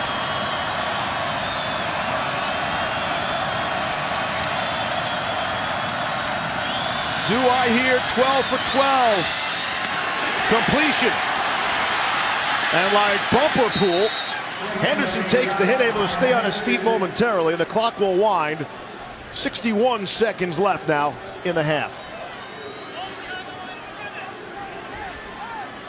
I don't think Memphis needs to be in too big of a hurry here. You don't want to leave much time on the field for either one of these offenses. They've got that one timeout, and they're knocking on the door here in field goal range. I don't think either one of these teams thinks about field goals, though. They want to score a touchdown. I think UCF needs halftime to come here. 3 consecutive turnovers by the Knights. Memphis up 4, looking for more. Here's Ferguson, he'll air it out. Incomplete. Anthony Miller. And that's the first incomplete pass for Riley Ferguson today, with 26 seconds left in the half. And a flag comes. Yeah, you're going to get a late flag here. After this play, Miller and Clark were jawing, and there was an official right there. Might get an unsportsmanlike. After the play, unsportsmanlike conduct. Defense, number 25. Penalty is half the distance to the goal. Automatic first down. That's number 25's first unsportsmanlike conduct foul of the game. Kyle Gibson, junior out of Tampa. He's been warned. Another one will show him the locker room. And he's coming over and talking. I get it. It's a championship game. He comes over and bumps right into Anthony Miller. There's just no room for that. You're playing for a trophy championship of the American Conference here. You're in a tight game, and you give him another first down here, and they have 4 more shots at the end zone. You're playing for an undefeated season. Like you're playing the Peach Bowl. Here's Miller, thinking about throwing it. Still thinking about it, directing traffic. The wide receiver does throw it, and he'll throw it away. So Memphis getting fancy inside the red zone. They're trying to set up the throw to the tight end. Here's the tight end. Watch Shaquan Burkett. Not fooled at all by this misdirection. He sees Magnifico come out, shows his discipline, and then runs with Magnifico. That's where Anthony Miller wanted to go. Good defense by UCF. 17 seconds left. Memphis has just 1 timeout left. So because of the penalty, Ferguson still hasn't officially missed. He's still 12 for 12. Off the play fake.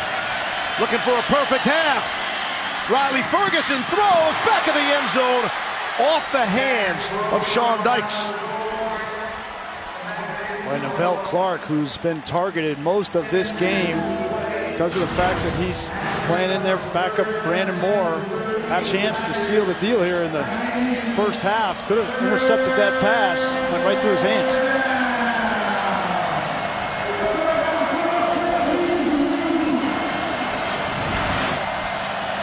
Third and 10.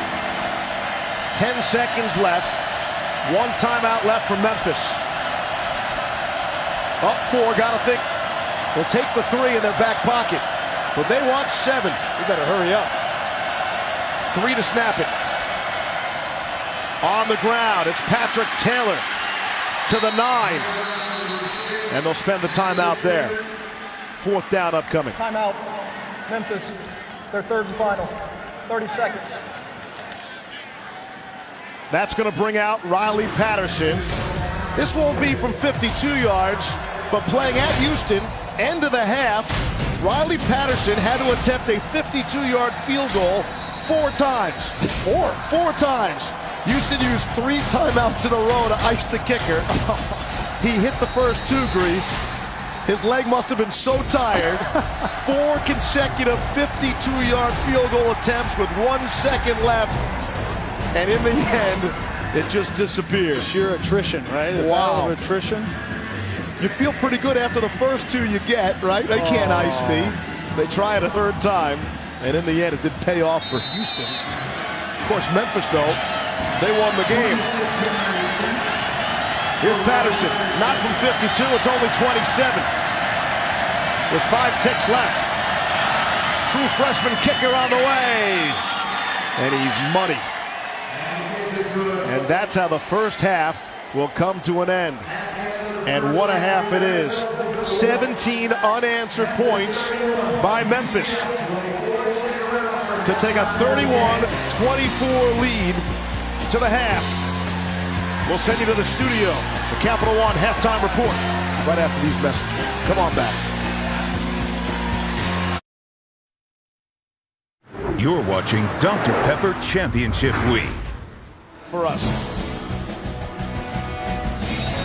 You're watching the 2017 American Athletic Conference Football Championship presented on ABC by K Jewelers. 31-24, Memphis. Steve Levy along with Brian Greasy and Todd McShay. Grease, it's not all great quarterback play. No, it's UCF's defense has given up some big plays in the passing game. Sykes, you see here, the safety comes down, misses the coverage. That's Richie Grant for a big play. They've given up big plays in the red zone. This time to Tony Pollard on Titus Davis, the linebacker, great route there. And then Anthony Miller, who is the gem of this offense for Memphis, with a double move sluggo on the outside, times up perfectly with Riley Ferguson and that pump fake. They take advantage of Neville Clark. These big plays, Steve, in the first half, 250 yards through the air and 17 points off of turnovers for Memphis. Onside kick coming out of the locker room. And let's see. Can't take your eyes off this game for one moment. The Knights have recovered the onside kick, and they will start with great field position on the plus side of the field. You got to think that Mike Norvell says, why not take a chance? You know, we're just blooping the punt down, the kick down here anyway every time because of the returner Hughes. We're only giving up 20 yards if we don't get it. It's Marlon Williams who had to be ready for it, and he recovers the onside kick. Did you see Scott Frost with McShay at halftime? Woo! Icy cold. Icy Frost. We'll get into that in a second. And the first play from scrimmage. Quick throw out to Snelson, who played a big role in that first half.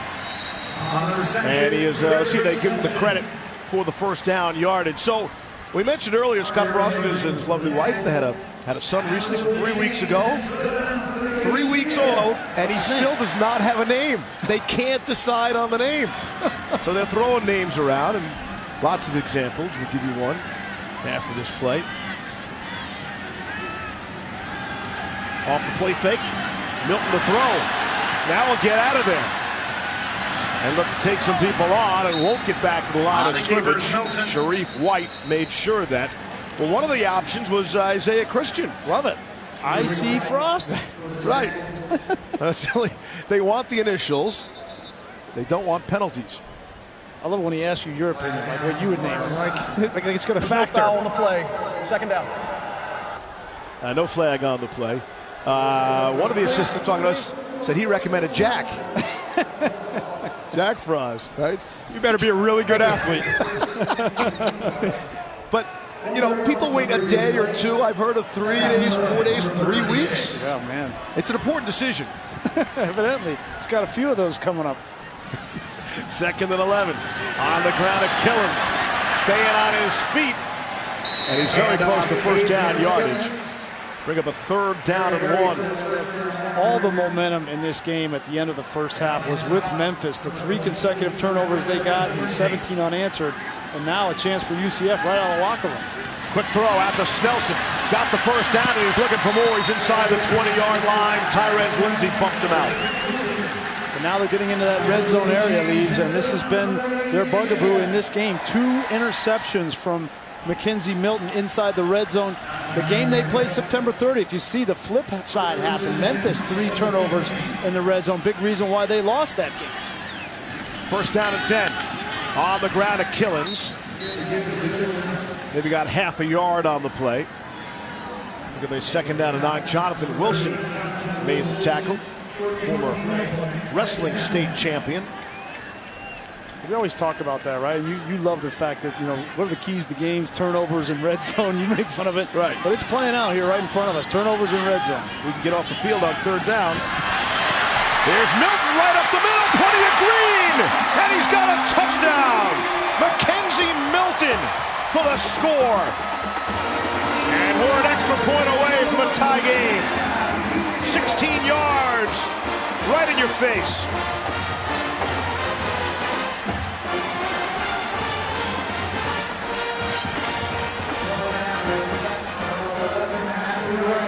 We talked about the pressure that UCF's offense puts on defenses, and a lot of it is the speed horizontally. And then once you get out there, you have to account for Adrian Killens and Otis Anderson. Then if you get a quarterback that can run the football a la Marcus Mariota, right, and you get those numbers inside the box, then that's the advantage for the offense, and that's exactly what happened here on this. Watch the linebackers here. They're all worried about the perimeter game, and that's when you get the opportunity for Mackenzie Milton right up the middle. You get the left guard who gets an ISO block, and there's nobody left there. I mean, that's why this offense has been so explosive for Scott Frost. You insert that speed on the perimeter, and then you get the numbers in the box. And again on the short field after the failed onside kick. Turns out to be a big play. And Frost is wearing some people out. 31-31. A couple minutes in to the second half. You can only imagine that halftime speech from Scott Frost, right? He is an emotional guy, and he fired this team up. We only got 30 minutes left for the trophy, for the championship. They're bouncing in the bounce house. At least the players are anyway. Another short kick. Henderson will run over and grab it out of the 21-yard line. Take a look at our Pacific Life game summary. That touchdown by the Knights stops a streak of 3 consecutive turnovers. Exactly, and there were 3 turnovers. The first one by Snelson. Great job by Jannard Avery, forcing the fumble and recovering it. And then the first inaccurate throw, really, in my opinion, of Mackenzie Milton led to a tip interception. And then this one thrown too far out in front of Akins was an easy interception for TJ Carter. But UCF has responded. This time in the red zone, they convert, they take it out of the passing game and keep Mackenzie Milton on the ground and tie up the football game. This is going exactly according to the script. Not necessarily the turnovers, but that we're tied at 31 in the early stages of the third quarter. On the ground of Darrell Henderson. He'll pick up 3. And some players come together, a little pushing and shoving. Again, you mentioned earlier, they prepare. I mean, there can't be opponents who are more familiar with each other in the entire country than these two because of the preparing to play each other 3 times. And there's a comparison from the first meetings from 2 months ago and today for the Memphis offense. Turnover is the big difference. Ferguson to throw. Got a man wide open. It's Sean Dykes. Dykes continues to rip off big plays, and he stumbles down inside the 25. Sean Dykes came into this game with just 11 catches on the season. Watch the linebacker and the safety. They part ways, and that's what allows for a tight end, Sykes, to get down. You got to begin to make some adjustments. I get it that Anthony Miller, you want to roll over the top and double team him, but you can't leave the middle of the field wide open. That's good for 52 yards. This time it's Anthony Miller trying to turn the corner. But Sean Dykes has 3 catches for 161 yards in the game. He came in with 171 yards receiving on the season. And he's got to give a credit, kind of an assist to Anthony Miller, right? He's demanding double teams on the outside, which leaves the middle open. Second down and 5. Henderson. Rather Ferguson, the quick throw, they faked the Henderson. Too high, skied it over Anthony Miller's head. You see both of these offenses. The reason they're so explosive is because they're so balanced. They've got great players on the outside and great players on the inside. And guys like Miller and Killens force you to play the perimeter game. You can't leave them man-to-man. And then you have complementary players like Sykes that burn you on the inside. 3rd and 5 in field goal range.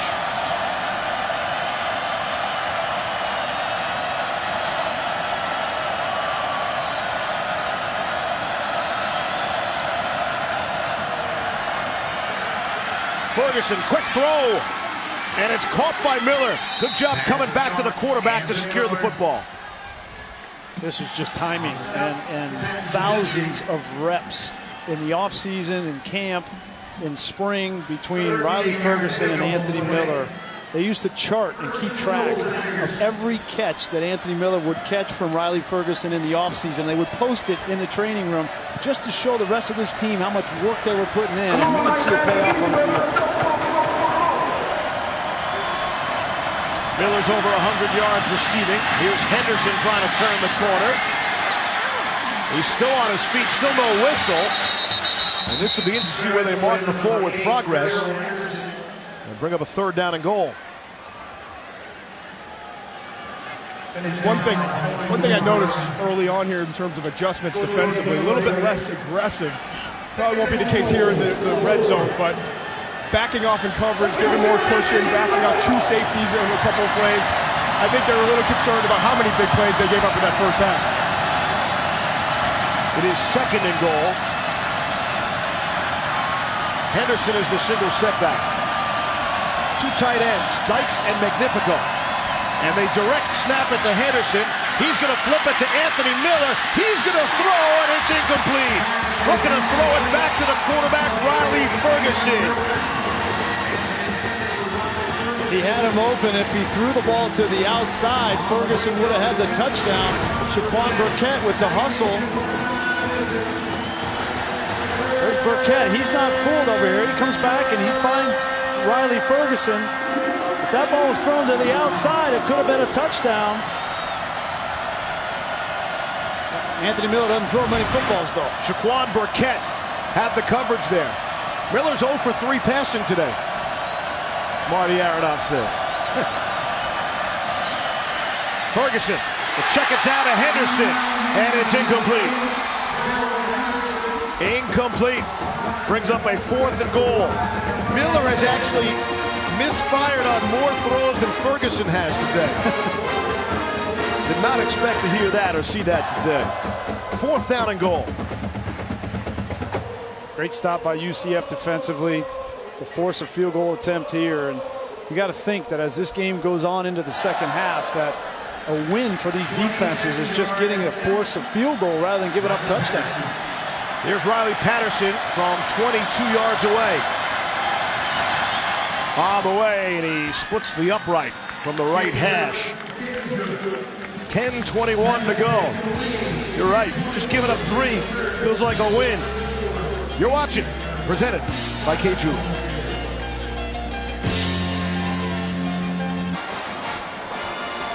Star Wars: The Last Jedi is in theaters on December the 15th. Can you believe we're already in December? The calendar's flipped over. Good time for Christmas. Championship Saturday, December the 2nd. I can't tell you how many Star Wars Legos my son made. Really? You do it? Great. I have to buy some more.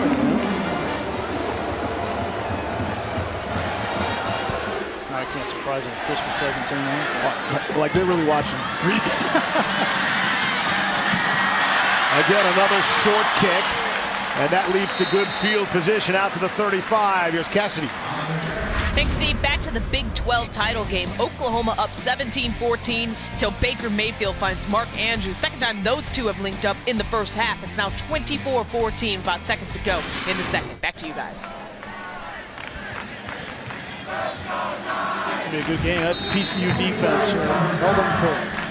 They scored 14 points the first half, right? But that was on a fumble return, I think it was. And TCU defenses play well, but can they hold on for another 30 minutes? Same deal here. In front of their 25. Which defense can hang on? Otis Anderson for 1. To Curtis Akins the credit for the stop. He did not play in the earlier matchup earlier this season. Again, Hurricane Irma causing the cancellation of games against Georgia Tech and Maine. Memphis was able to reschedule this game from September the 8th to September the 30th. A whole lot of cooperation. Here's Otis Anderson on the swing pass. Again, Akins makes the stop. And that's that perimeter game that UCF really wears you down with between Killens and Anderson. They just flip the ball out there. It's like a toss sweep with just a forward pass. And Memphis had a free rusher in Jannard Avery, but ball's out so fast you're not going to get there. See, 6 of 7 the Knights have converted third down. Memphis is playing more man-to-man coverage, and as you see Mackenzie Milton look to the sideline, they've been calling up their perfect man beaters while they've had so many opportunities to score. Milton to his left, and now to his right. And now he'll stutter step. It's the Mackenzie Milton show. Out of bounds, he's got the first. Christian Johnson ran a whole lot with not a lot to show for it. We were talking with Chris Ball, the defensive coordinator of Memphis last night. He said Milton killed them with his legs in the first game, and a third down situation like that, you have perfect coverage and you're not able to get him on the ground, and he converts another first down. On first down and 10, here's Milton. Checks it down to Otis Anderson. He'll make some people miss. He's across midfield, bring up a second down and short. Otis Anderson, the first commit of the 2017 recruiting class, and a good one for Scott Frost, UCF. Another issue that's starting to creep into this game is the conditioning of this front for Memphis. You're getting zero pass rush right now on Milton. 2nd and 3. Milton able to get away from Jonathan Wilson and complete, and the second effort for a first down. Traquan Smith on the receiving end. That has been so disheartening again for that defense. You're seeing confident play here from Traquan Smith and from Mackenzie Milton. No matter what happens on a play, even if the play breaks down, they feel like somehow, some way, they're going to make a play and they're going to ad-lib. And that confidence is tough to stop. 12 on that last play.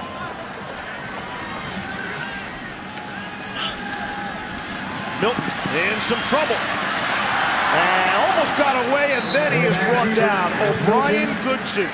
You don't see a lot of true freshman nose tackles wearing the uniform number 1. Well, we mentioned no pass rush, and all of a sudden, here comes O'Brien Goodson. Great hands there. He beats the center, Jordan Johnson, but even when you get back there, it's so slippery. It's hard to get Milton on the ground, but great effort from Goodson gets him down. Milton rushing for 45 yards so far. And he'll throw the ball this time. It's Smith. Got it. Traquan Smith. Touchdown! Lead change. Knights back on top.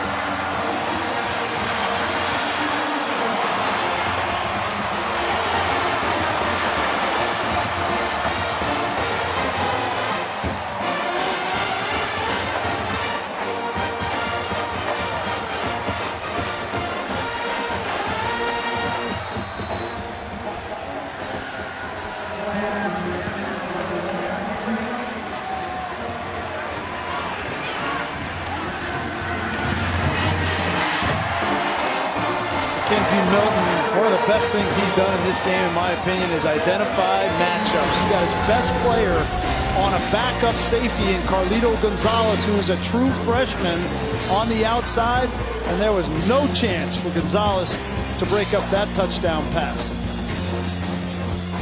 It's Milton's 4th touchdown pass today.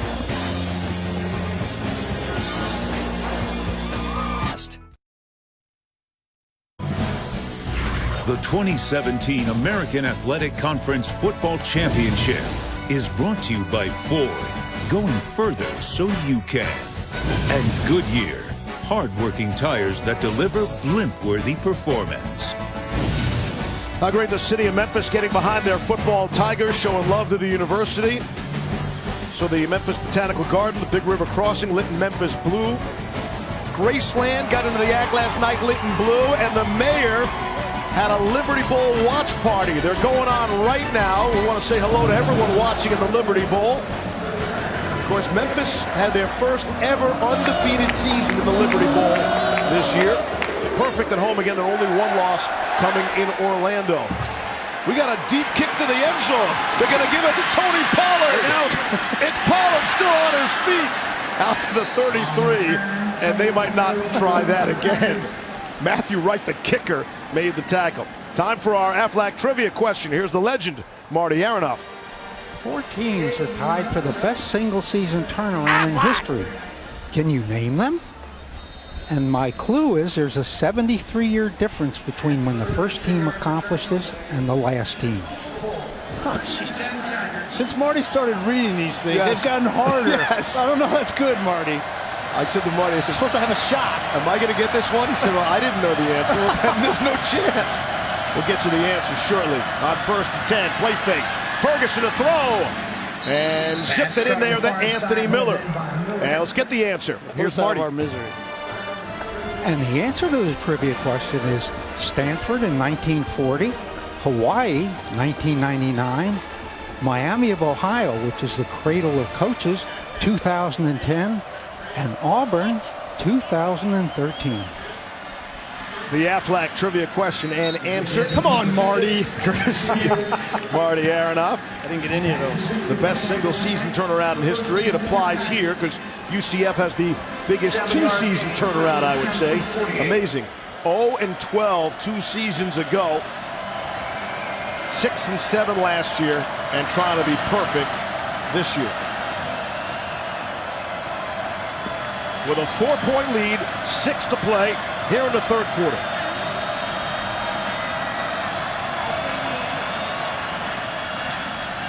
Ferguson off the fake, able to complete the short pass to Tony Pollard. Man, what a great catch from Tony Pollard.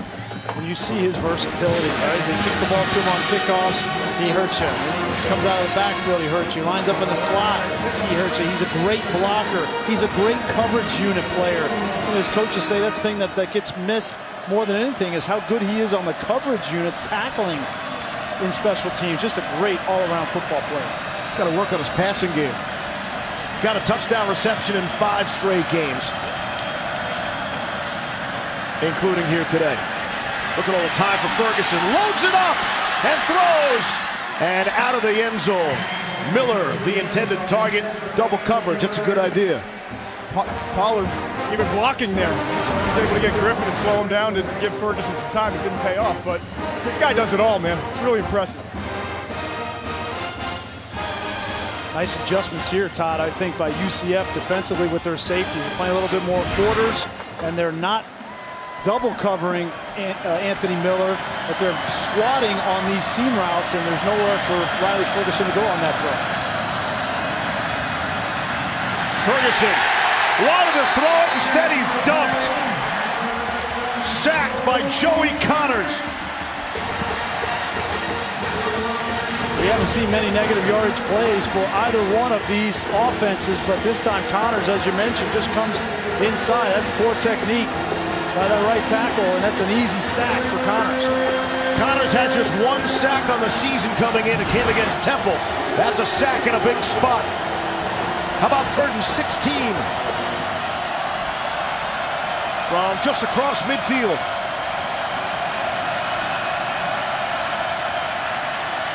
Ferguson trying to set up the screen.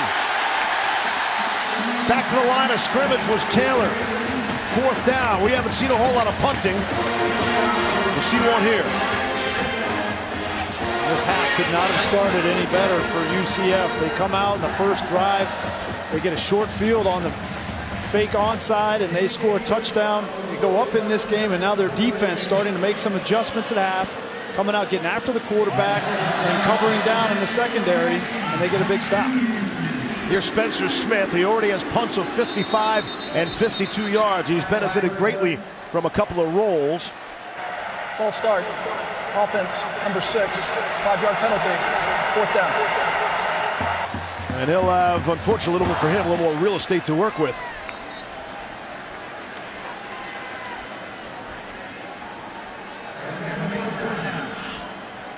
So Smith is standing at his 34. Mike Hughes. Smith was spilled after he released. Fair catch is called for by Hughes. I do not see a flag. It's a 37-yard punt.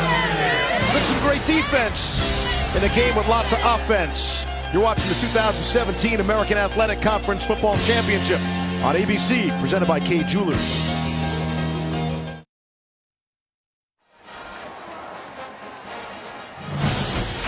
Back in Orlando, 38-34. 34, just as you would expect. Coming up tonight, maybe a little more defense, a little less offense, a little less points anyway. Clemson and Miami should be a dandy of those two rivals get together. And then tomorrow, see how the bowls will all shake out. Reese and the gang, the college football playoff selection show. 4 big hours to break it down. The New Year's 6 and every other bowl game matchup. People are excited about it. Adrian Killens with an exciting play coming out of the break. He's run down by Curtis Akins. Big plays everywhere you look up and down the field today. And Adrian Killens had the longest run in the American Conference this year a week ago. Sorry, against Memphis the first time they played. He's got that speed and he gets to the second level and it's game changing. Good for 23 there. Killens had a season-high 5 catches also against Memphis earlier in the season, that matchup on September the 30th. Yeah, coaches said that was the area of his game that he improved the most, was catching the ball in the backfield. If he can add that to his repertoire, he'd be really dangerous. Here's a chance. Milton finds a man with a seam. Michael Kumbiali able to make his first grab. His 10th catch of the season. Kumbiali makes the catch. You notice all these big plays come in the middle of the field because you have to respect the perimeter game of Killens and Anderson, and then those safeties lose sight of the seam. And that's good for 32. Here's Killens, and O'Brien Goodson makes the stop, and you could see the Memphis defense was not ready there. They were not set. Well, they lost their starter in Josh Perry at safety in the first half, and he was replaced by Tyrez Lindsey, who's been beat a couple of times in this game. And you see Adrian Killens go in motion, and there's nothing you can do. You have to respect that perimeter game and his speed, and then they insert Magnifico right up the seam. Tim Hart was ejected for targeting. That's played a role as well. There's Mackenzie Milton on the run and throwing, and it's caught! Frederick Snelson for the touchdown. There is a flag down. What a pitch and catch if it stands.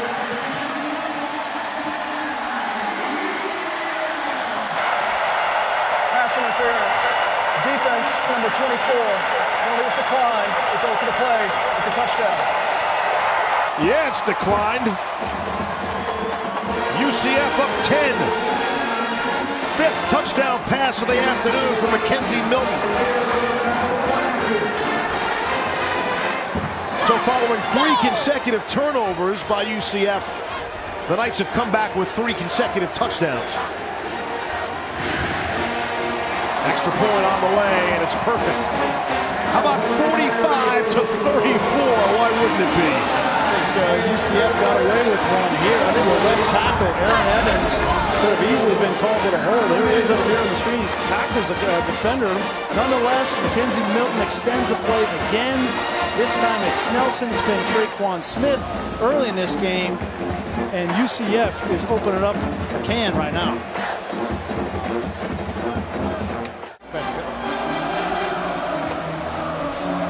Just what the doctor ordered. 45-34. Central Florida. We've got a 4th quarter play here. Hope you guys weren't going anywhere. Hard to take your eyes off this game. People are still buzzing about the UCF-USF game from 1 week ago, played right here. Here's Darrell Henderson on another short kick. Henderson able to make it out to the 30-yard line. As we wrap up this regular season, before we get into the bowl season, I want to thank all the SIDs. They do great work with us so much. So much in talking with the players, the conversations, setting up meetings for us to familiarize ourselves, and they put out great notes as well, the game notes, which we use a lot to prepare for the broadcast. And I think the UCF notes were interesting. A UCF win would... Oh, yes. I had not thought of that. Be better than a loss. So I like a little humor in my game notes. You appreciate it. Yeah. Yes, you were very quick with it. Well done. Now every SID is going to come up with something now, right? That'll make McShay chuckle. Let's go. 2 seconds on the play clock, able to get it and snap it. That's still not better than, you know, the University of Colorado SID that came out with the starting lineup. You know, because Jim Harbaugh wouldn't give him a starting lineup when he had all the characters. That was Dave Plotty. I know him personally. That's an all-timer. Here's our 2 deep. Here's our depth chart. All these famous names, none of them play for the team. Here's 2nd and 5. Ferguson on the run, he's in trouble. Able to spin away. Now throw, and throw it away. Tony Garrod had the pressure. Jemias Pittman was chasing him down. Both of these teams can sense that this is a pivotal juncture in this game as you approach the fourth quarter. The quarterback was out of the pocket. The ball went beyond the line of scrimmage. Third down. We're getting maximum effort from this defensive line for UCF. Garrod, Pittman, Hill. Look at him coming after the quarterback. Ferguson trying to do his best. McKenzie Milton imitation. And that's a clean hit. He wanted the flag, but that was a clean hit.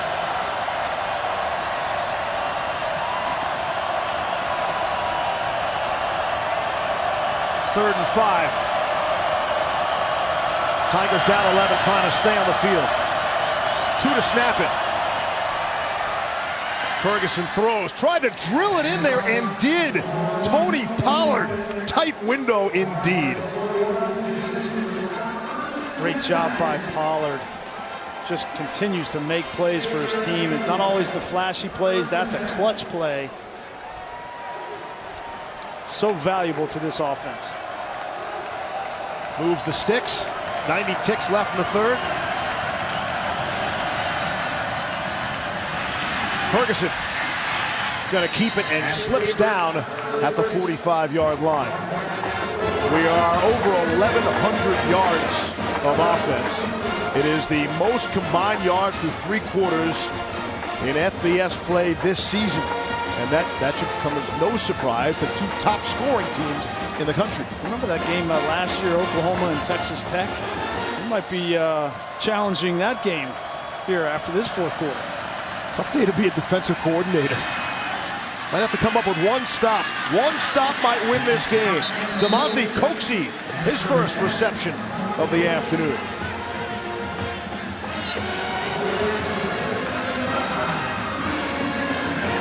Gain of 22 on that play. And this could be one of those last possession wins. See UCF substituting their defensive line. And after they get on that field, they've been out there for 4 or 5 plays. They need to substitute wholesale changes, and I think they're going to get a timeout. May have had 12 men on the field. UCF, their first. 30 seconds. There was a flag down on the field. They'll pick it up now. On this conference championship Saturday, we'll play for the ACC title game in Charlotte. The Clemson and Miami. We look forward to that. 8 Eastern on ABC. Boy, Malik Rozier's got his work cut out for him, doesn't he? He was benched a week ago. I thought that was the wrong decision for Mark Richt, to be totally honest. Where is his psyche going to be going up against this defense that, outside of the Auburn Tigers, I feel like this defense may be the best in all of college football. And that's a Clemson offense that, you know, Miami's made their living all season turning people over. And I'm not sure that Clemson will turn the football over tonight. That might be where that game is won. I don't know how Miami stays without a turnover. We'll watch for that. Chris Herbie and Maria will have the call for you tonight on ABC. 24 seconds left here in the third quarter in Orlando. Temperatures into the low 80s.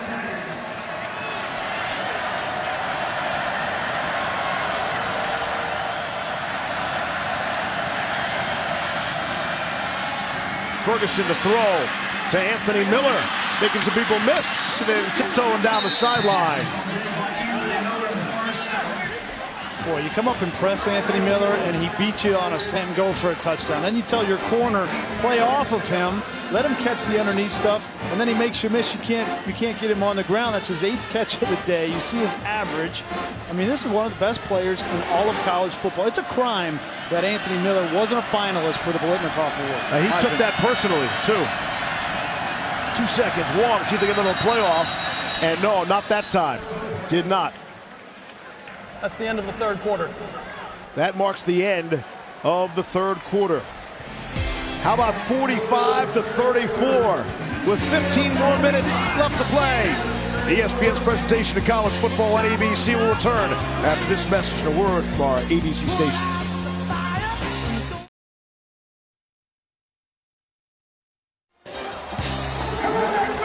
UCF, the Knights, trying to complete the perfect season, win a conference championship, and a likely berth to the Peach Bowl.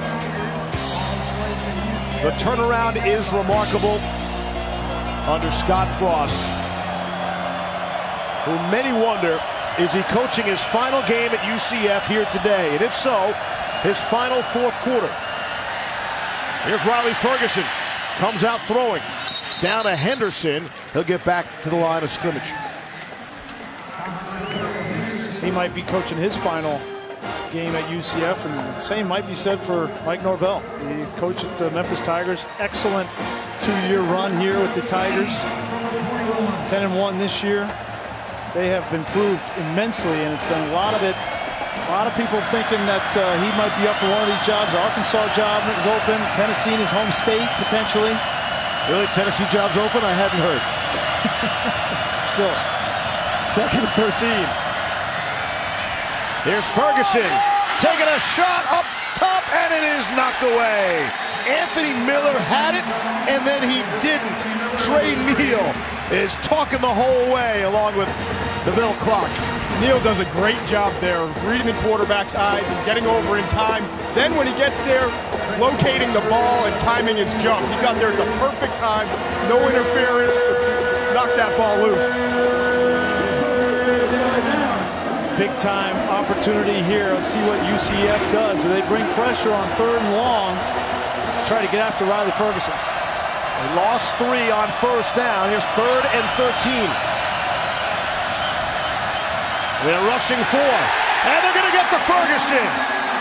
He is dropped. Shaquem Griffin came up always like a speeding bullet.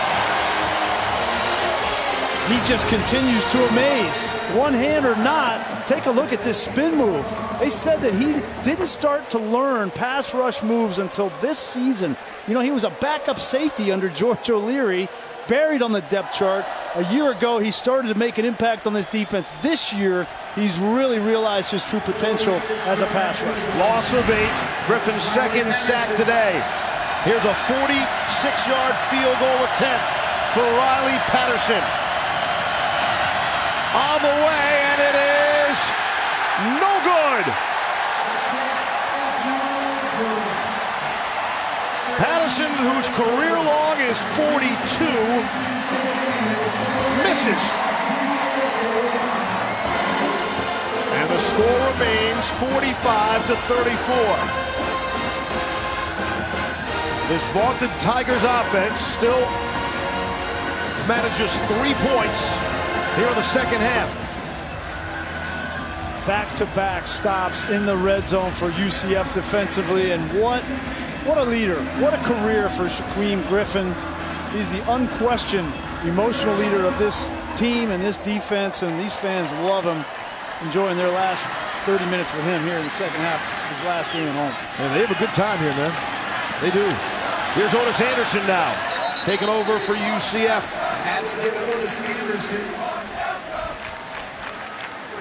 You mentioned Coach Norvell, and I was really impressed, Grease. You talk about the coach. He actually got an extension back in May, and instead of taking a raise, they gave a bonus to his staff. They added $250,000 to the assistant's payroll, and that's really a nice gesture by a head coach. That's a la Dabo Sweeney. He did that same thing, and both of these coaches are getting offers from their respective universities. Got the athletic directors at Memphis, Tom Bowen, and Danny White here at UCF, both trying to keep their coaches, right? Offering them some more money. You know, Bowen at Memphis tried to keep Justin Fuente, offered him double the salary, and Fuente still went, obviously, to Virginia Tech. So they're trying as best they can. They just don't have the resources. On 3rd down and 2 on the ground, it's Otis Anderson. Good effort, has enough for the first down. And that is one of the issues for the American Athletic Conference, right? You get these young coaches who build and turn around programs, and then the big boys go on to swoop in and steal them away from you. How do the group of five, how are they able to keep their coaches? Yeah, we talked with the commissioner of the American Conference, Mike Oresco, yesterday, and it's their hope. Milton here, another downfield pass. And that is caught. Marlon Williams, true freshman, his first catch today.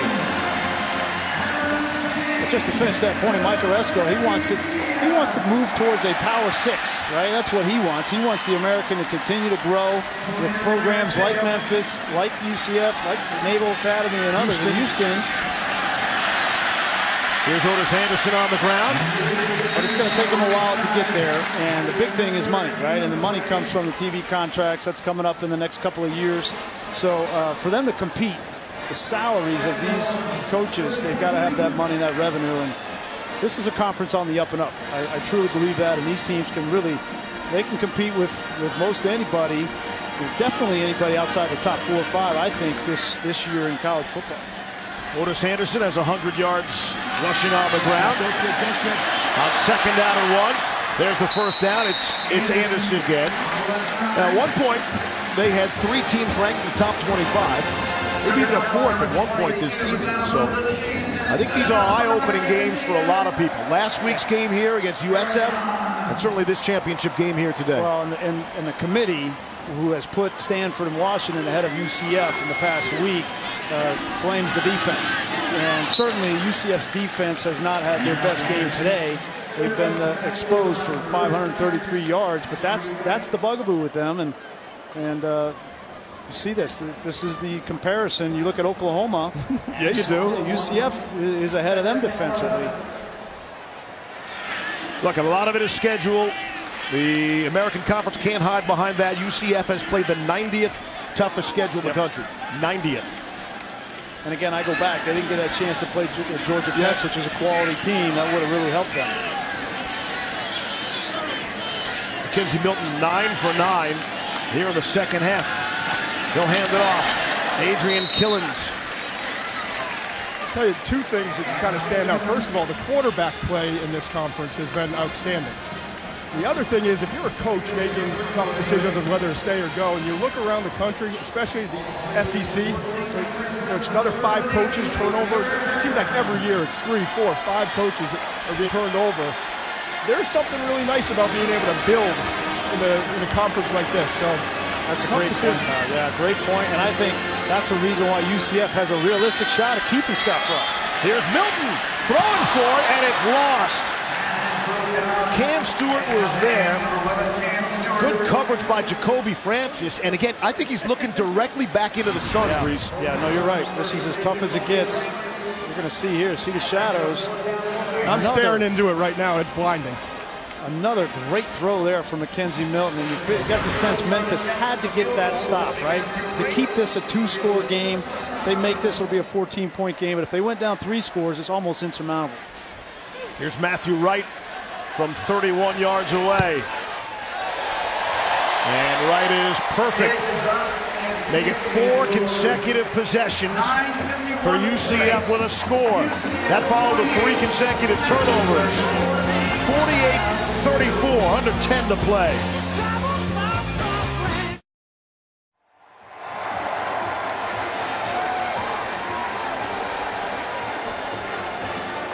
While we were in break, they were chanting, "We want Frost." Of course they do. We want Frost. Hey, Nebraska, you can't have Frost. And the head coach actually tipped his cap to the crowd, the student section. Really cool. Oh, they're bouncing now. Bouncing now with under 10 to play. Perfect season, conference championship, and a likely berth in the Peach Bowl, all on the line for UCF. Up by 14 now. Tony Pollard out to the 30. Back to Cassidy. Thanks, Steve, and back to the Big 12 Championship. TCU, Oklahoma, the Sooners' first possession of the second half, and Baker Mayfield finds Michael Jones' 55-yard touchdown, Mayfield's 3rd TD pass of the game. Oklahoma up 31-17 early in the 3rd. Steve, Brian, Todd, back to you. All right, the early 3rd there. The relatively early 4th here. 9 conference championship games going on. 7 are rematches. Including that one and this one. And here's Anthony Miller. I mentioned we were at break. The chance. Take a listen.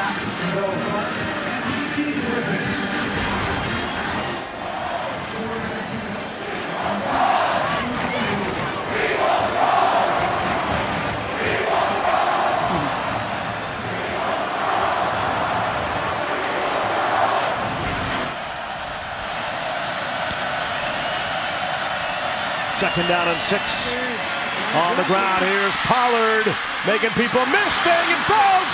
Tony Pollard. One of the easiest touchdowns he'll ever score. How about 66 yards for the touchdown? And things just got a lot closer and a lot quieter. Wow. You talk about the utility of Tony Pollard in the return game. Catching the ball out of the backfield, and now get him run the ball. Look at the block right on the outside by Taylor. Great block to kick out. That's just poor tackling there. Trey Neal with an opportunity to get him on the ground. And much like a punt return or a kickoff return, he knows how to get into the end zone. I got one word for you, Grease. Over. Extra point is through. Sure. How about 89 points so far in the game? Still 9 minutes to play in the 4th quarter. Don't go anywhere. Championship is on the line. Being in love is an amazing thing. Being in love with the 2017 American Athletic Conference Football Championship is brought to you by K Jewelers, the #1 jewelry store in America. Every kiss begins with K. Nissan, innovation that excites. And Pacific Life, experience the power of Pacific. So we travel with, I don't know, a couple thousand people every Thursday, hang out every Saturday on a college campus, and we can't name them all by name, but there they are. We'll circle our fearless leader there. There's the big Hoff right there. You know, I'm kind of proud of myself. I have 2 Hoffmans in my phone. Yeah. One is Trevor, the Hall of Fame flamethrowing closer of the Padres. You never get those two mixed up? And I have not once tweeted Trevor what I've meant to text to Josh there, so I'm proud of myself. Thank you to those guys. Yes. They make us look and sound great, as good as possible. And thank you. So you took it back from great to as good as possible. Mike Hughes on the return. Time now for our Pacific Life game summary. Where do you want to start? I don't know. So we don't know where we're going to finish. Where should we start? Back and forth, turnovers. We've had great play. This game really, to me, has stood out. Great play by both quarterbacks. Mackenzie Milton has had really 2 missed throws, and they both turned into interceptions. Outside of that, he has been flawless. Imagine if I would have told you UCF would turn it over 3 times, 2 in the red zone, and still be winning by 7. That's how good they are offensively. So here we go. Under 9 to play. It's been a dandy in the American Athletic Conference Championship game. Adrian Killens, the ball carrier. Chris Akins makes the stop. Killens, to say he's a smart guy, probably understated. How about 4.0 in the classroom? That's roughly twice as good as I was in the classroom. That whole academic warning thing for me the first semester really shook me out of my doldrums. 2 semesters worth of grades for you. Second down and 6. Milton lofts one down the field, and it's knocked away and nearly intercepted. Jordan Akins, fingertips on it. Memphis right now, they're selling out. They have no safety in the middle of the field.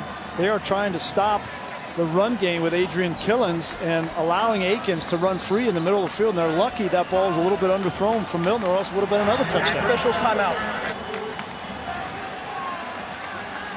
Officials want to talk it over.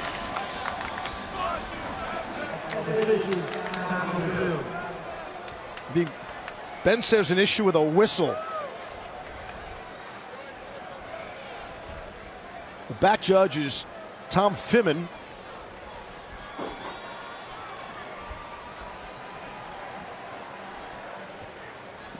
Is it medical attention?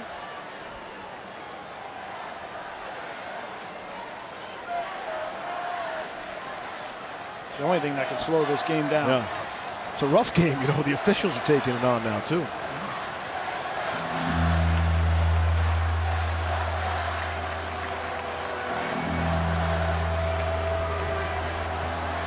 Both teams now over 600 yards of offense.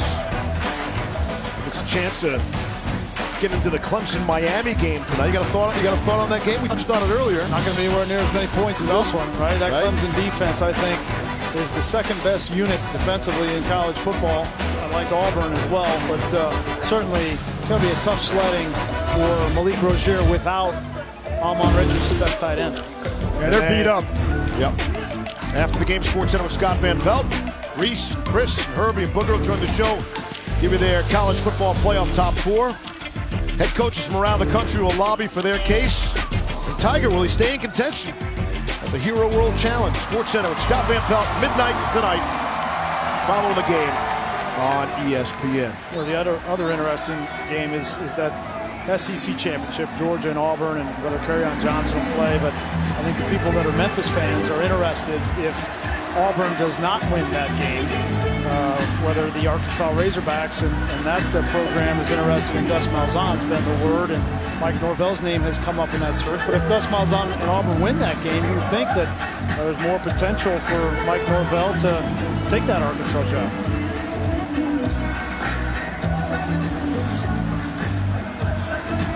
So many moving pieces in college football, everything that's going on around the country. And, you know, I got to say, the game last night, Stanford, Bryce Love, did you see that effort last night? Now, they lost, and I get it. I mean, Bryce Love, to me, he moves up in the Heisman contention. Yeah. He should move up for that effort. You could tell he wasn't anywhere close to himself and just gutted it out to be there for his teammates. I haven't seen a lot of performances like that, you know, in college football, especially a guy who has potential at the next level. Todd and I were talking about this when we were driving over here. Todd felt like it might be time for him to come out. Right? Yeah. He's shown how good he is, how explosive he is. Now he's shown how tough he is. And for a running back in particular, right, you don't want to have too many hits on him when they come out of college. So that'll be interesting to see what decision he makes. Sam Darnold last night looked like he was going to get sacked in the end zone. Could have been a safety, and then comes out of there and throws a huge pass down the field and sent USC on their way. It's a brilliant championship weekend in college football. Otis Anderson on the receiving end on 3rd down and 6. As good as this offense has been for UCF all season, and in this game, now you get down to championship time, right? And the biggest thing you want to do now is take some time off the clock. And 4-minute offense is not their forte. On the ground, it's Anderson. Got the first down. On 4th and 1, they go and get it. How about that? That is a gutsy call. That's just confidence from Scott Frost, confidence in his team, in his offense. It's their best unit, and he put the game in their hands, and they delivered. Quick throw by Milton, able to complete to Snelson. Jonathan Cook on the coverage. You got to love how he didn't even think about it, too. Didn't flinch. Well, he did have that extended period, right, with the official got hurt to think about it. That's a good point. You know, he probably, you know, had a chance there to say, hey, if we don't get this, we're going to go for it on 4th down, and he was ready. 2nd down and 6. They're not using all the play clock, though. Had 19 on it. Milton to throw. Snelson trying to receive. Lassoed down by Tito Wyndham.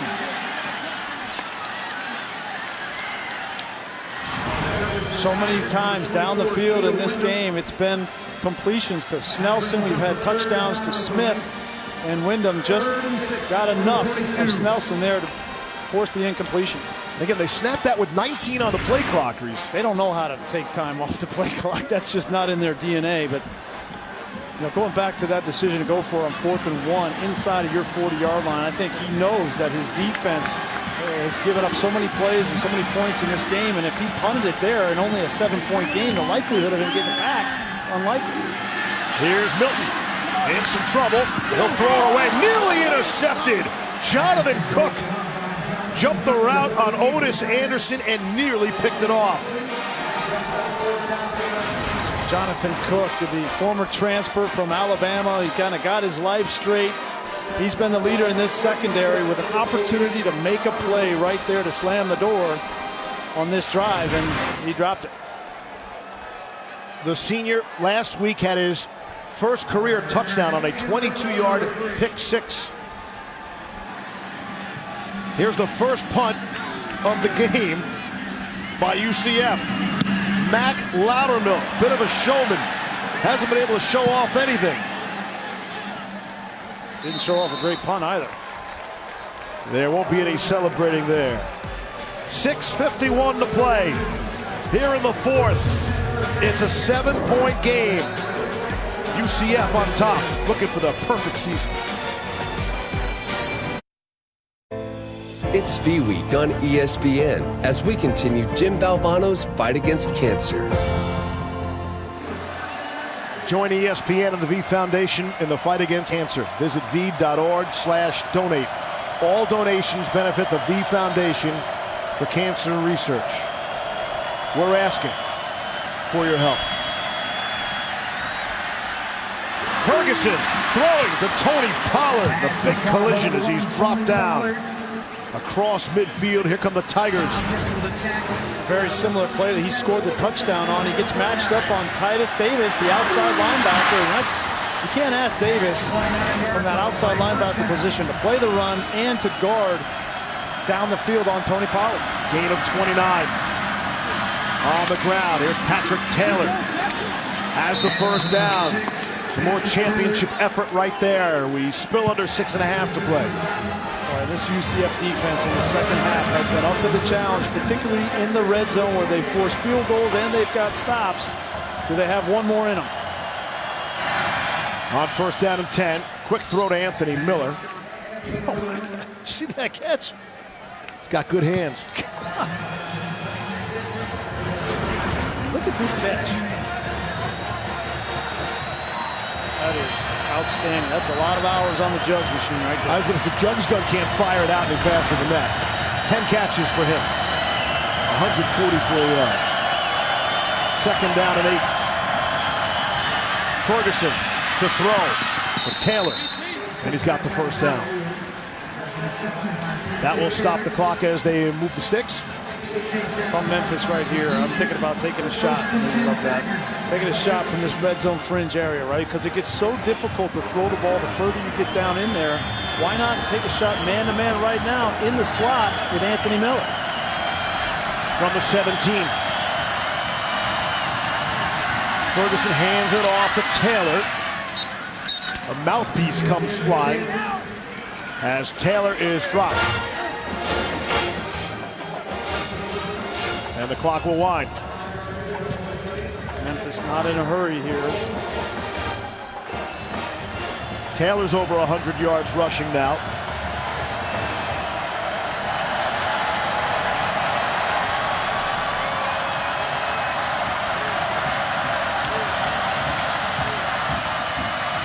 On the ground at Taylor.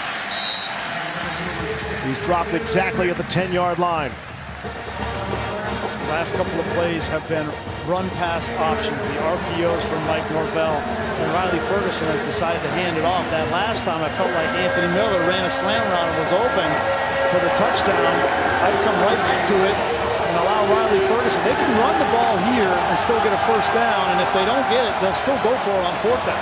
Got 3 timeouts. Still a lot of time left. 4:25 to play. Down 1 score.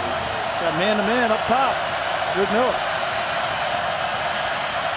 Ferguson to throw. That way, and it's Anthony Miller. Did he hang on? He did.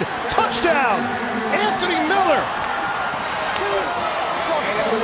You had the best player for Memphis against the best player for UCF. Hughes at the corner, who his coach said he's confident in guarding anybody in the country man-to-man. This is just great football. He's in position. The ball is thrown perfectly. And there's not many receivers better than Anthony Miller going up in tight windows and bringing down a touchdown. Here now, the all-important extra point. Riley Patterson has missed just 1 on the season. The snap and the place, perfect. 4 minutes, 13 seconds left. We are tied at 48. You're not done with these touchdown calls, partner. Memphis 2 touchdowns in the last 4 minutes, 49 seconds. This will not be the final score.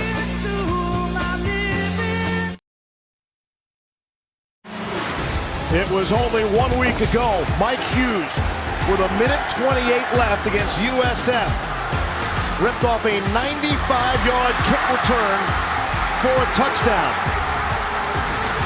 And UCF would not trail again in that wild finish. The war on I-4, and Mike Hughes is back. Is there any chance they kick it to him? In the air. Out to the 20-yard line. It's not Hughes. It is Tristan Payton. Out to the 33-yard line. Time now for our AT&T top 10 rankings. It's always subject to change. Oh, hey, there will be change. Trust me, after today, there's going to be a lot of change as all those teams are playing each other. Question is, where will UCF end up? If they're able to pull this out, tell me, how high? Where would they end up? Right? Like if we still had the BCS, they'd be around 8 right now. Came in ranked number 14 in the country. Milton's going to keep it, and he's very close to first down yardage. Already we're setting records here. This is the most points ever scored in a conference title game. Well, none of that matters. Those rankings right now are the furthest thing from these kids' minds. This is about a championship. Second down and 2. That's give Killins. I don't think they're going to give it to Killins there. There's an injured player down. It's going to bring up a 3rd and 1, maybe less than a yard. Injury stops. Yeah, it's still down on the field.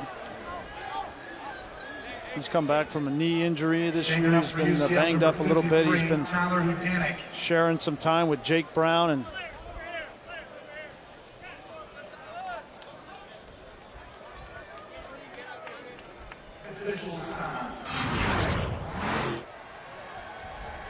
oh yeah, he gets rolled up with that right knee. Ugh.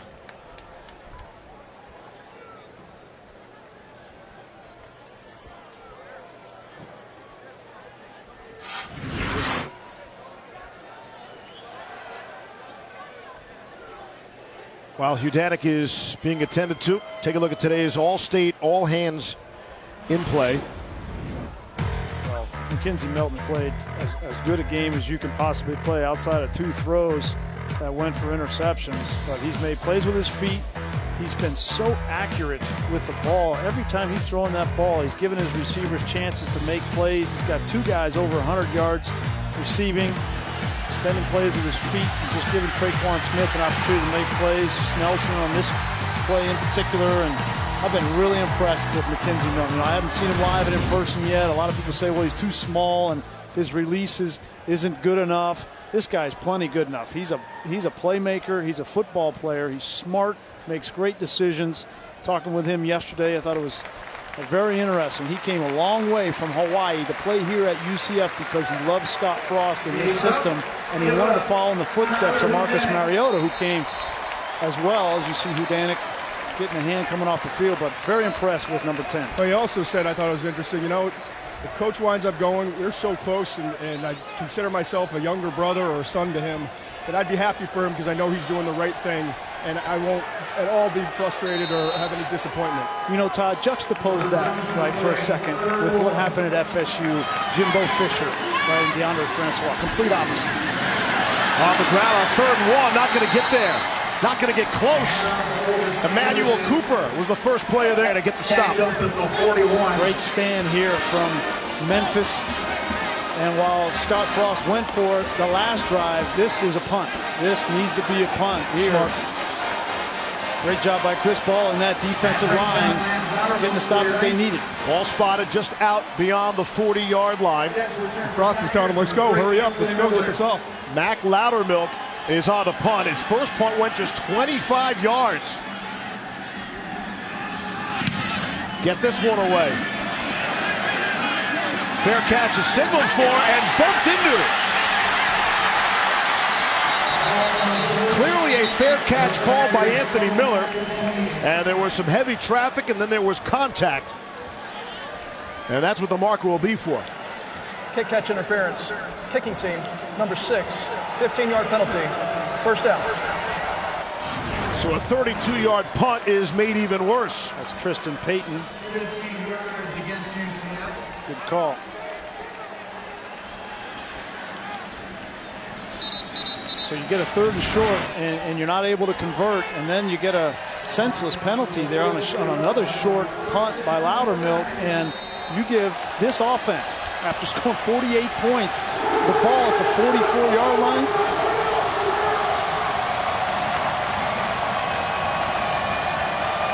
Loudermilk only punting twice and really hurting the Knights. First down and 10. Handoff for Darrell Henderson in a tie game with 2.5 to play and approaching midfield. Make sure you tune into ESPN3 for the post-game trophy ceremony immediately following this game. And if it's UCF, man, how do you not want to hear what Scott Frost has to say after this one? His post-game presser, either way, will be must-see TV. Here's 2nd and 9. Ferguson buys himself some time. Loose ball, and it's knocked away. Tried to hook up with Anthony Miller. And the ball was knocked away. This UCF defense has lived by the turnover, and they almost got another one. Shaquan Barrett almost able to get to that football, but Memphis dodged a bullet there. Lavelle Clark batted it away. Here's 3rd down and 9. See Ferguson and the Tigers that had their way on 3rd down. It's getting serious. It's getting loud. It's championship time.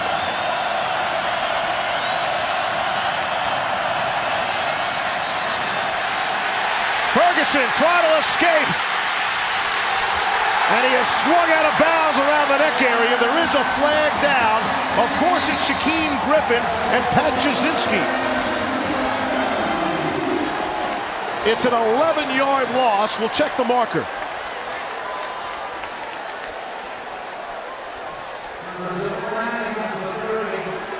There are zeros on the play clock.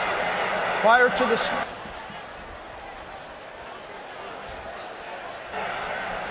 snap, delay game, offense, 5-yard penalty, 3rd down. Please reset the game clock to 2:03. That's the 3rd time in this game. Thank you. Well, it's the first time it's a break for Memphis, right? Because this is a dead play, and they would have had to punt, but they're bailed out. At least they'll get another opportunity. Eric Shenander, defensive coordinator for UCF, decides to bring pressure with Shaquem Griffin. It's a great job, but now they got to come right back and get another stop, albeit on 3rd and 14. Put 6 seconds back on the clock. So 2 minutes and 3 seconds is correct. 3rd and 14. Tied at 48. On the ground, Henderson somehow finds a lane. Henderson still on his feet. He's inside the 25. Darrell Henderson with the play of the game. They brought the same pressure from the right side, and Titus Davis, the outside linebacker, was the one responsible for that play.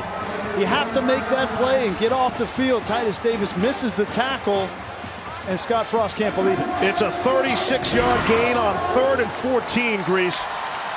Give credit to Mike Norvell because he anticipated that same pressure coming. He called the run play away from it, and it worked out. Clock winding, under 90 seconds to play. Memphis has all 3 timeouts. They are in field goal range. Here's Tony Pollard, gets back to the line of scrimmage, and then picks up a few more yards. And now a timeout. And a flag.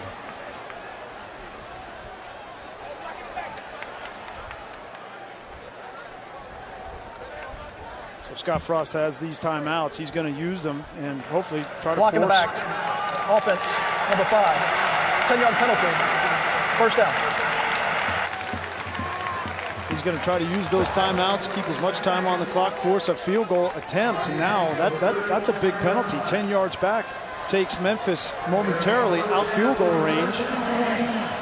And if I'm UCF defensively, you got to start thinking about stripping the ball. If you get more than one tackler to the football, the second guy needs to go for the strip. From here, a field goal would be from 53. Riley Patterson's career long is 42. He missed already today from 46. Heavy traffic for Patrick Taylor. Could not navigate around. 70 seconds left. And right here, you're going to continue to bring pressure if you're UCF to try to push them out of field goal range. On the flip side, Memphis and Mike Norvell, you have to anticipate pressure. If you're Riley Ferguson, I'd throw the ball right here and I'd target Anthony Miller because you know you're going to get one-on-one coverage, which they have right now. See the field goal target line. Ferguson to throw and to complete to Anthony Miller. Scoop that one off the turf. Now Miller struggles to get up with 35 seconds left. Timeout. UCF. They're second. 30 seconds. Please reset the game clock to 39 seconds. You're here in the championship game because of Riley Ferguson and because of Anthony Miller. And in the moments where you win championships, you got to go to your best players. And I think that's exactly the right thing to do. Go to Anthony Miller. Mentioned Riley Patterson, the kicker from Memphis, had an opportunity earlier. This one from 46 yards away and not even close. He's a true freshman from Edwardsville, Illinois. It's the same side of the field where he missed the field goal too. And Todd, they've had some great kickers at Memphis. Jake Elliott set all the records, hit that 61-yarder for the Eagles to open the season. Of course, he followed Steven Gostkowski, who never misses, for the Patriots. This would be a kick from 47 yards out. And again, Memphis has all 3 timeouts remaining. They can handle this as they see fit. Here's Ferguson now in all sorts of trouble. Just wants to throw it away, and he did. That was almost disaster for Riley Ferguson. He held on to that ball as long as he could. Just wanted to get outside the pocket to avoid a grounding penalty. But credit to UCF for getting the stop here, bringing pressure, and putting all of the pressure squarely on the shoulders of the true freshman, Riley Patterson. So 4th down and 14 with the ball at the 29. Be interesting to see if Scott Frost decides to use that last timeout to freeze him or save it in case he misses. John Coat the snap. Evan Michael is the holder. Here's Riley Patterson from 46. He's already missed from 46 today. Oh, the way it's blocked. It is blocked and picked up by UCF. Titus Davis came up with a football. There is a flag down.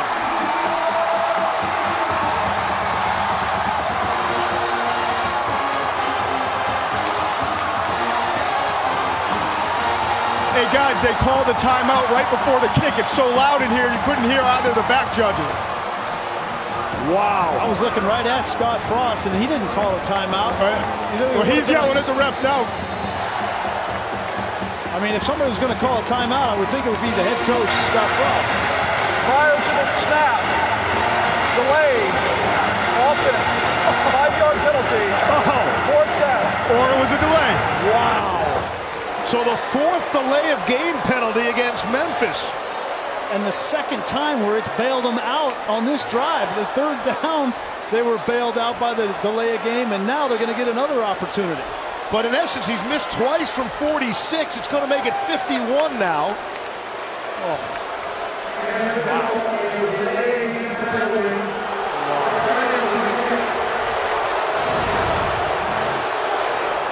You see the play clock in red there. Yeah, that's not even close. That kick was blocked by Shaquem Griffin. Let's see if he gets another crease. He's lined up on the right side of the UCF defensive line. Riley Patterson, true freshman. How are you doing? No good. The other way. And still 28 seconds left on the clock, and the Knights will take over in great field position. What a game. Hey, man, this would be good in a regular season game, but in a championship game, hard to beat this for true entertainment value. We were hopeful that we would get something anywhere near what the UCF game was a week ago, and it's lived up to every minute of it. A lot of time here with this kind of an offense and a timeout. Nobody's counting out Mackenzie Milton. Good pocket from Milton. And now he'll just airmail one and throw it away. With 21 seconds remaining, the Knights are really hurt because they only have one timeout left. If I'm Mackenzie Milton, I'm finding Traquan Smith. He's my biggest receiver, and when he's matched up in this secondary against Memphis, he has won all day long. Just throw the ball up, give him an opportunity. Matthew Wright's career-long field goal is 50. Hit a 47-yarder this season. Milton to throw. Middle of the field, it's intercepted. It's Jonathan Cook. And 14 seconds left, and Memphis will take over. Third interception thrown by Milton. Trying to make a play and trying to force the ball in the middle of the field to Akins, the tight end. You're gonna watch it, this ball's just overthrown. Akins is covered well. That's double coverage, and that's the risk you take. And Mackenzie Milton is very fortunate that Jonathan Cook was down on the ground, because if he had kept his feet, he had about 30 yards to run back. He could have got in field goal range on his own. Of course, in college, you don't have to be touched. And again, Memphis has 3 timeouts remaining. Now, there's only 14 seconds left. Just so much you can do, even with 3 timeouts. But wow, what a ball game. What a finish either way. We talked about nerves, right? Championship games, nerves become a factor, and certainly that looked like a nervous throw from Mackenzie Milton. Here's Ferguson trying to step up. He's grabbed from behind and thrown down. Titus Davis got him. 5 seconds left. And Memphis with all 3 timeouts. That's the end of regulation. Media timeout. With all 3 timeouts, Memphis will take it home with them. And will go to overtime in the American Athletic Conference Championship game. Boy, give Titus Davis credit. He gave up the play that allowed Memphis to get down in field goal range. He didn't go in the tank, continued to fight, comes up with a big sack, force overtime. Free championship football in your immediate future from Orlando.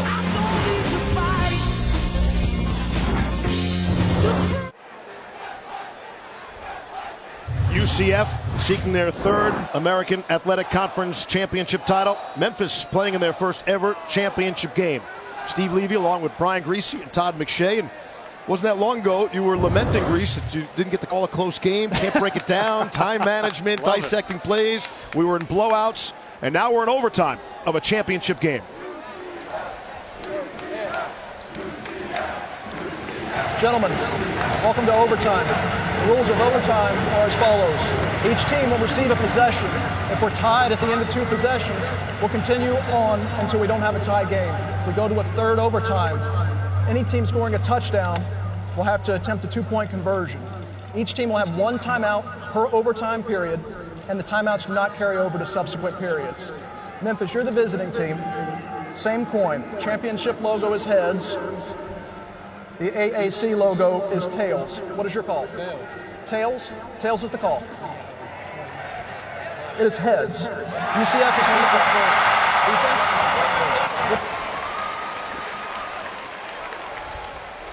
Even with these 2 teams. UCF has won the toss. They will play defense on the north end of the field. We defer in overtime, even with these 2 offenses. We've had 1,399 yards of total offense. That's regulation as we get ready for overtime. Notice how Memphis picked the north end zone to defend, because they missed in the south end zone a couple times in field goals. Oh, is that the reason, Tom? You have to guess. It's the wind. Which end has been louder today? Both. Okay. It's a good sign for this stadium, this young stadium. It's been a fun scene. You get in these situations, I always feel like the advantage goes to the team that can run the ball better because it's a red zone overtime, right? And Memphis has run the ball really well in this ball game. You saw first conference championship game to go to overtime since 2012. So here we go, ball spotted at the 25. You turn the scoreboard clock off. Patrick Taylor is the single setback behind Riley Ferguson. Another delay of game, Steve. Delay, offense, 5-yard penalty, first down. Riley Ferguson clearly is not, he doesn't have it in his mechanism, in his way of operating to look at the 25-second clock, and you have to do that as a quarterback every snap. How do you get to 10-1 without being able to recognize the play clock and have a brilliant season like Ferguson has? Normally they're snapping the ball so fast, right? It hasn't been a factor. So on the first play from overtime, we get a penalty for delay. Ball pushed back 5 yards. It's knocked away, and a flag comes in. Sam Dykes was the intended target. 30, holding, offense, number 54. 10-yard penalty, first down. 54 is Drew Kaiser, the junior center. So back-to-back flags for Memphis in overtime. You get in these pressure situations, Steve, in championship moments, and the pressure's on, and you have a mistake by your quarterback, and then on the next play you get a mistake by your center, and you're behind the sticks here, and that's not championship football. Out to the 40. They get first and 25. 12th penalty on Memphis, over 100 penalty yards. Ferguson to throw. Incomplete, the flag comes in. And you could see that coming. Brandon Moore just grabbed hold of the intended target. Pass interference, defense, number 20. 15-yard penalty, automatic first down. Brandon Moore bailed him out. Trying to get the ball to Mayhew. Watch his right hand. Yeah, he's got his right hand all over him. Ball be placed at the spot of the foul. And Scott Frost knew he had him behind the down and distance, and it was a golden opportunity for the Knights, and Brandon Moore let him off the hook. Mayhew's been a non-factor, and they try to go to him here in overtime in a big spot.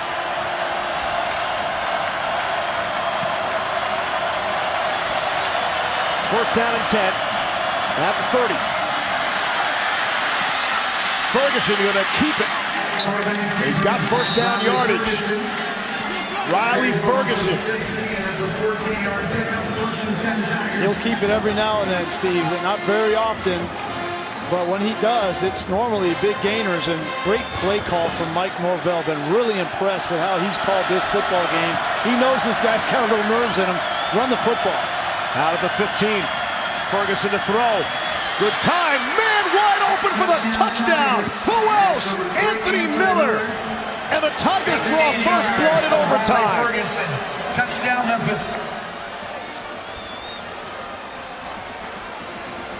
Consecutive penalties. It couldn't have looked any worse for Memphis on the first drive in overtime, and it results in a touchdown. They've thrown the ball on the wheel route opposite of Anthony Miller so many times today. That safety, it was Kyle Gibson, went for the head fake from Ferguson, and he was wide open for the touchdown. Extra point is on the way, and good. You saw 3 Knight defenders all looking around at each other, palms in the air. They had first and 25 out of the 40, and they get the touchdown in overtime. Well, they've had breakdowns the past couple of weeks, UCF has, in the defensive backfield. We talked about it in the first half. They made some adjustments in the second half. 500 yards to Quentin Flowers last week. A big game here to Riley Ferguson. And of all the people not to leave open in the end zone, you'd think they'd cover Anthony Miller. Miller, 13 catches, 178 yards, and 3 scores today. And he might not be done.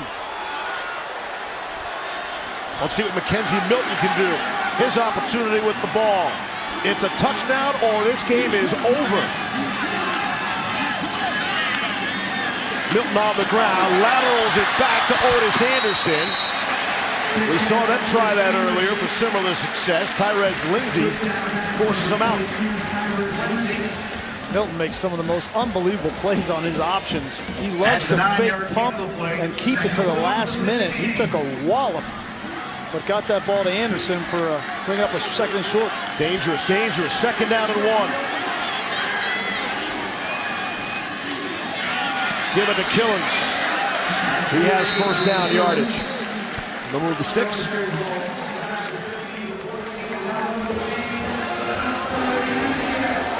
Again, for UCF on this drive, it is touchdown or bust.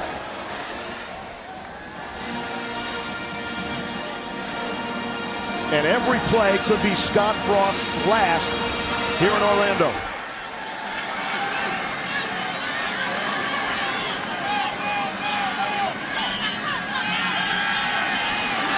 Milton lofts one. And a penalty marker comes down. They're going to get Austin Hall. He pushed Anderson. Anderson was going to come wide open for the touchdown. Hall knew he was beat. Probably a smart play by him. Pass interference. Defense, number 15. Spot foul. Automatic first down. There's Austin Hall. He knows right now he knows he's beat. Smart, because look at that ball. That would have been a touchdown. It's a good play.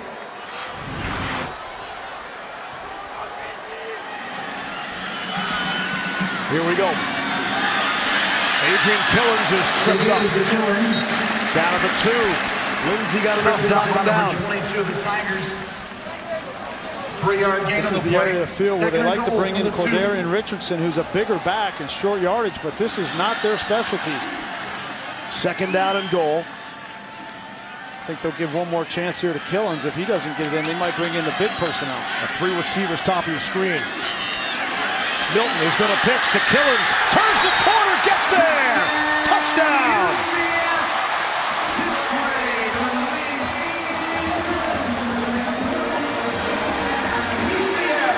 So fast. And when you put him on the edge with Milton in the option, with only one guy left in Austin Hall, it's almost impossible to stop to the pylon. The all-important extra point now. Yeah, these aren't guarantees. For Matthew Wright. He's missed just 1 point after touchdown all season. Snap and place perfect. And so too is the PAT. Couple of double nickels on the scoreboard in the American Athletic Conference Championship game for Orlando. Let's keep playing. Second overtime is on the way. Back in Orlando, getting ready for the second overtime period, and amongst reports, multiple reports, now saying that Scott Frost will be named the next head coach at the University of Nebraska. First reported by our own Brett McMurphy.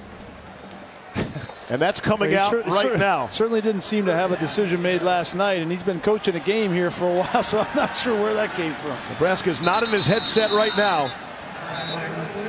And we'll get another penalty. False start. Offense, number 79. 5-yard penalty. First down. Here we go again. The first time it was Memphis with the breakdowns in overtime with the penalties, and now it's Javis Dickey on the offensive line for UCF. Senior should know better. In the second overtime, tied at 55. Here's Milton. The throw, and able to complete to Marlon Williams for the short gain. I think they're going to get a late hit. Personal foul on top of it, Steve. Personal foul, roughing the passer. Defense, number 15. After this is the goal. Automatic first down. That's Christian Johnson, the 14th penalty on Memphis. Critical. The penalties are killer in overtime. There's so little yardage here, and boy, I don't know. That could have gone either way. I don't think that was that late of a hit. So from the 10 now. Milton fakes the option. He'll keep it himself. Mackenzie Milton bangs down to the 2. TJ Carter, the first Tiger to get to him. What a tough dude. 5'11", 185 pounds. He just throws his body around all game long. And he is so laid back. You meet him in person. He is so even keel. It's Hawaii. You got the 808 The top of his face mask, you can see it there. He got roughed up there at the bottom of the pile. You saw when he got up, his helmet was, he looked like he was looking out of his ear hole. On the ground, Otis Anderson trying to find the second hole there. There's the indication for the touchdown. Otis Anderson gets there, barely. Knights back on top in the second overtime.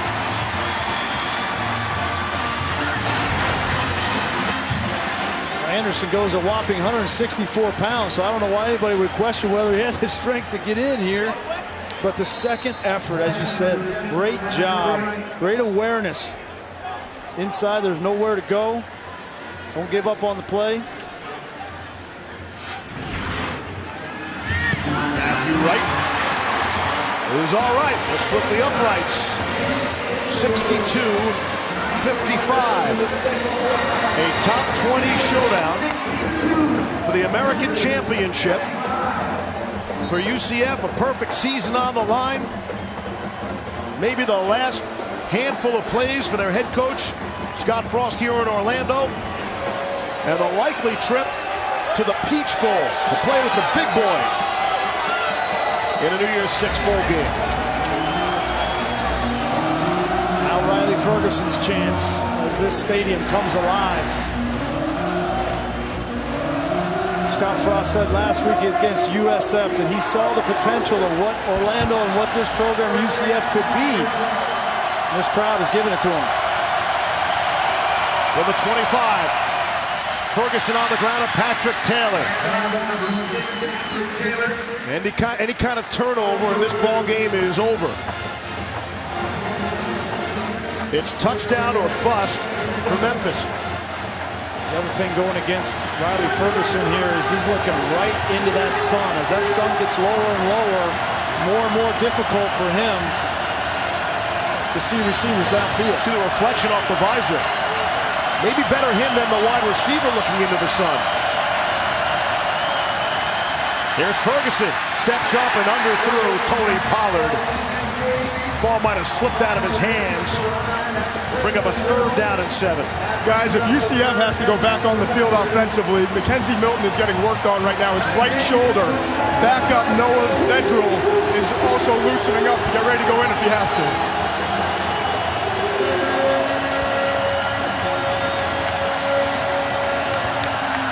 Third and 7. Anthony Miller. Find Anthony Miller.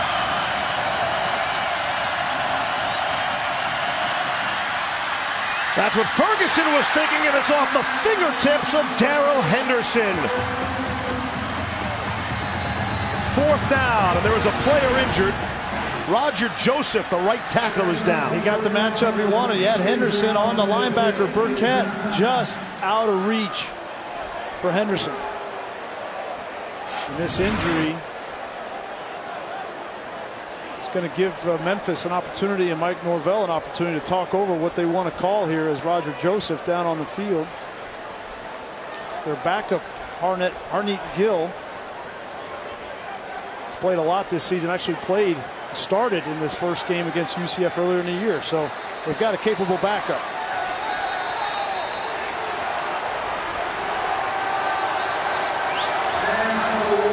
Fourth and 7, the game on the line. I still come back to it. I'm going to try to find my best player in Anthony Miller. He's gotten you here, been such a great player for you for so long. And I'm going to triple cover him because I'm thinking what you're thinking. Yeah. He's going to line up in the slot, and he's lined up across from redshirt sophomore Devell Clark. Backup right tackle. Patrick Taylor's the single setback. Need to get to the 15. 4th and 7. Here's your ball game. Here's your championship. Ferguson throws and completes. What a catch.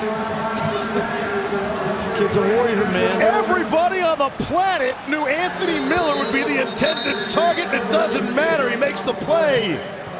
And he's slow to get up. Well, they didn't triple cover him. They didn't double cover him. They played man-to-man, and they left Clark one-on-one. And they had a safety over the top, but it was still man underneath. And anytime you get Miller in man-to-man coverage, he's going to make you pay. 17 yards there for Miller, his 14th catch.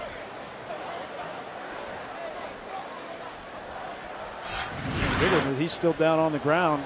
Didn't look like he got tangled up there on that catch, but maybe just pure exhaustion from overwork in this game. I get the sense whatever Anthony Miller goes on to do, NFL, wherever, he's going to remember this game. He'll remember this effort. You remember your championship games. You don't get to play in that many of them.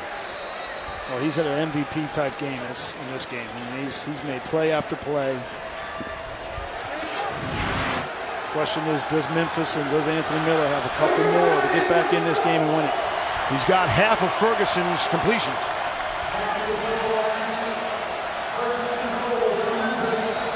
They got the big defensive lineman, Joseph Dorcius, in as a blocking fullback in front of Patrick Taylor now. We saw this earlier in the game. 1st and goal from the 5. Here's Taylor. Tried to foul a block and could not. He's stopped by Jemias Pittman. 2nd and goal. Yeah, give Jemias Pittman credit. I think they knew they were going to run the football. When Miller went out and they brought in the big personnel, they knew it was the run game. It was a nice job by Pittman shooting the gap. But here comes Anthony Miller back in the game.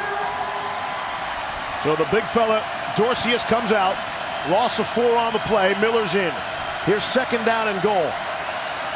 From the 9. Need it all. Need a touchdown to keep the game going. Ferguson. Pressure. Thrown. Intercepted. It's intercepted. And that's your ball game. Trey Neal on the pick.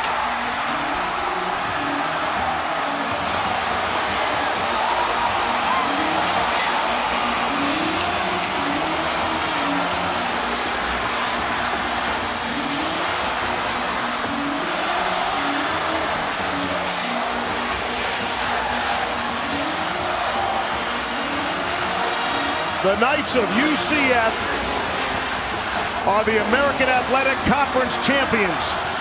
Their perfect season remains intact. Likely bid for the Peach Bowl as Scott Frost runs towards the tunnel.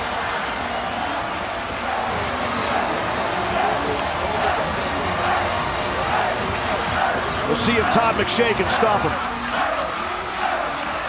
What an emotional scene on the field here. What a ball game. Down to time with maybe the most important interview of the day. You're the man. Good luck, man. Scott, I mean, so many ups and downs, back and forth. 0-12 2 years ago to winning the championship. What are you feeling right now, man? I don't know what to feel. I'm so happy for these guys.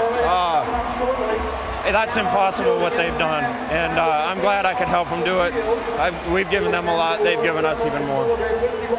See, obviously very emotional right now. What are you thinking? I want to go celebrate with my team. Okay, one question before you go. There are multiple reports, I hate to ask, but multiple reports that you've accepted the Nebraska job. Can you tell me anything about that? I'm going to go celebrate with my team. Okay, thanks, Coach.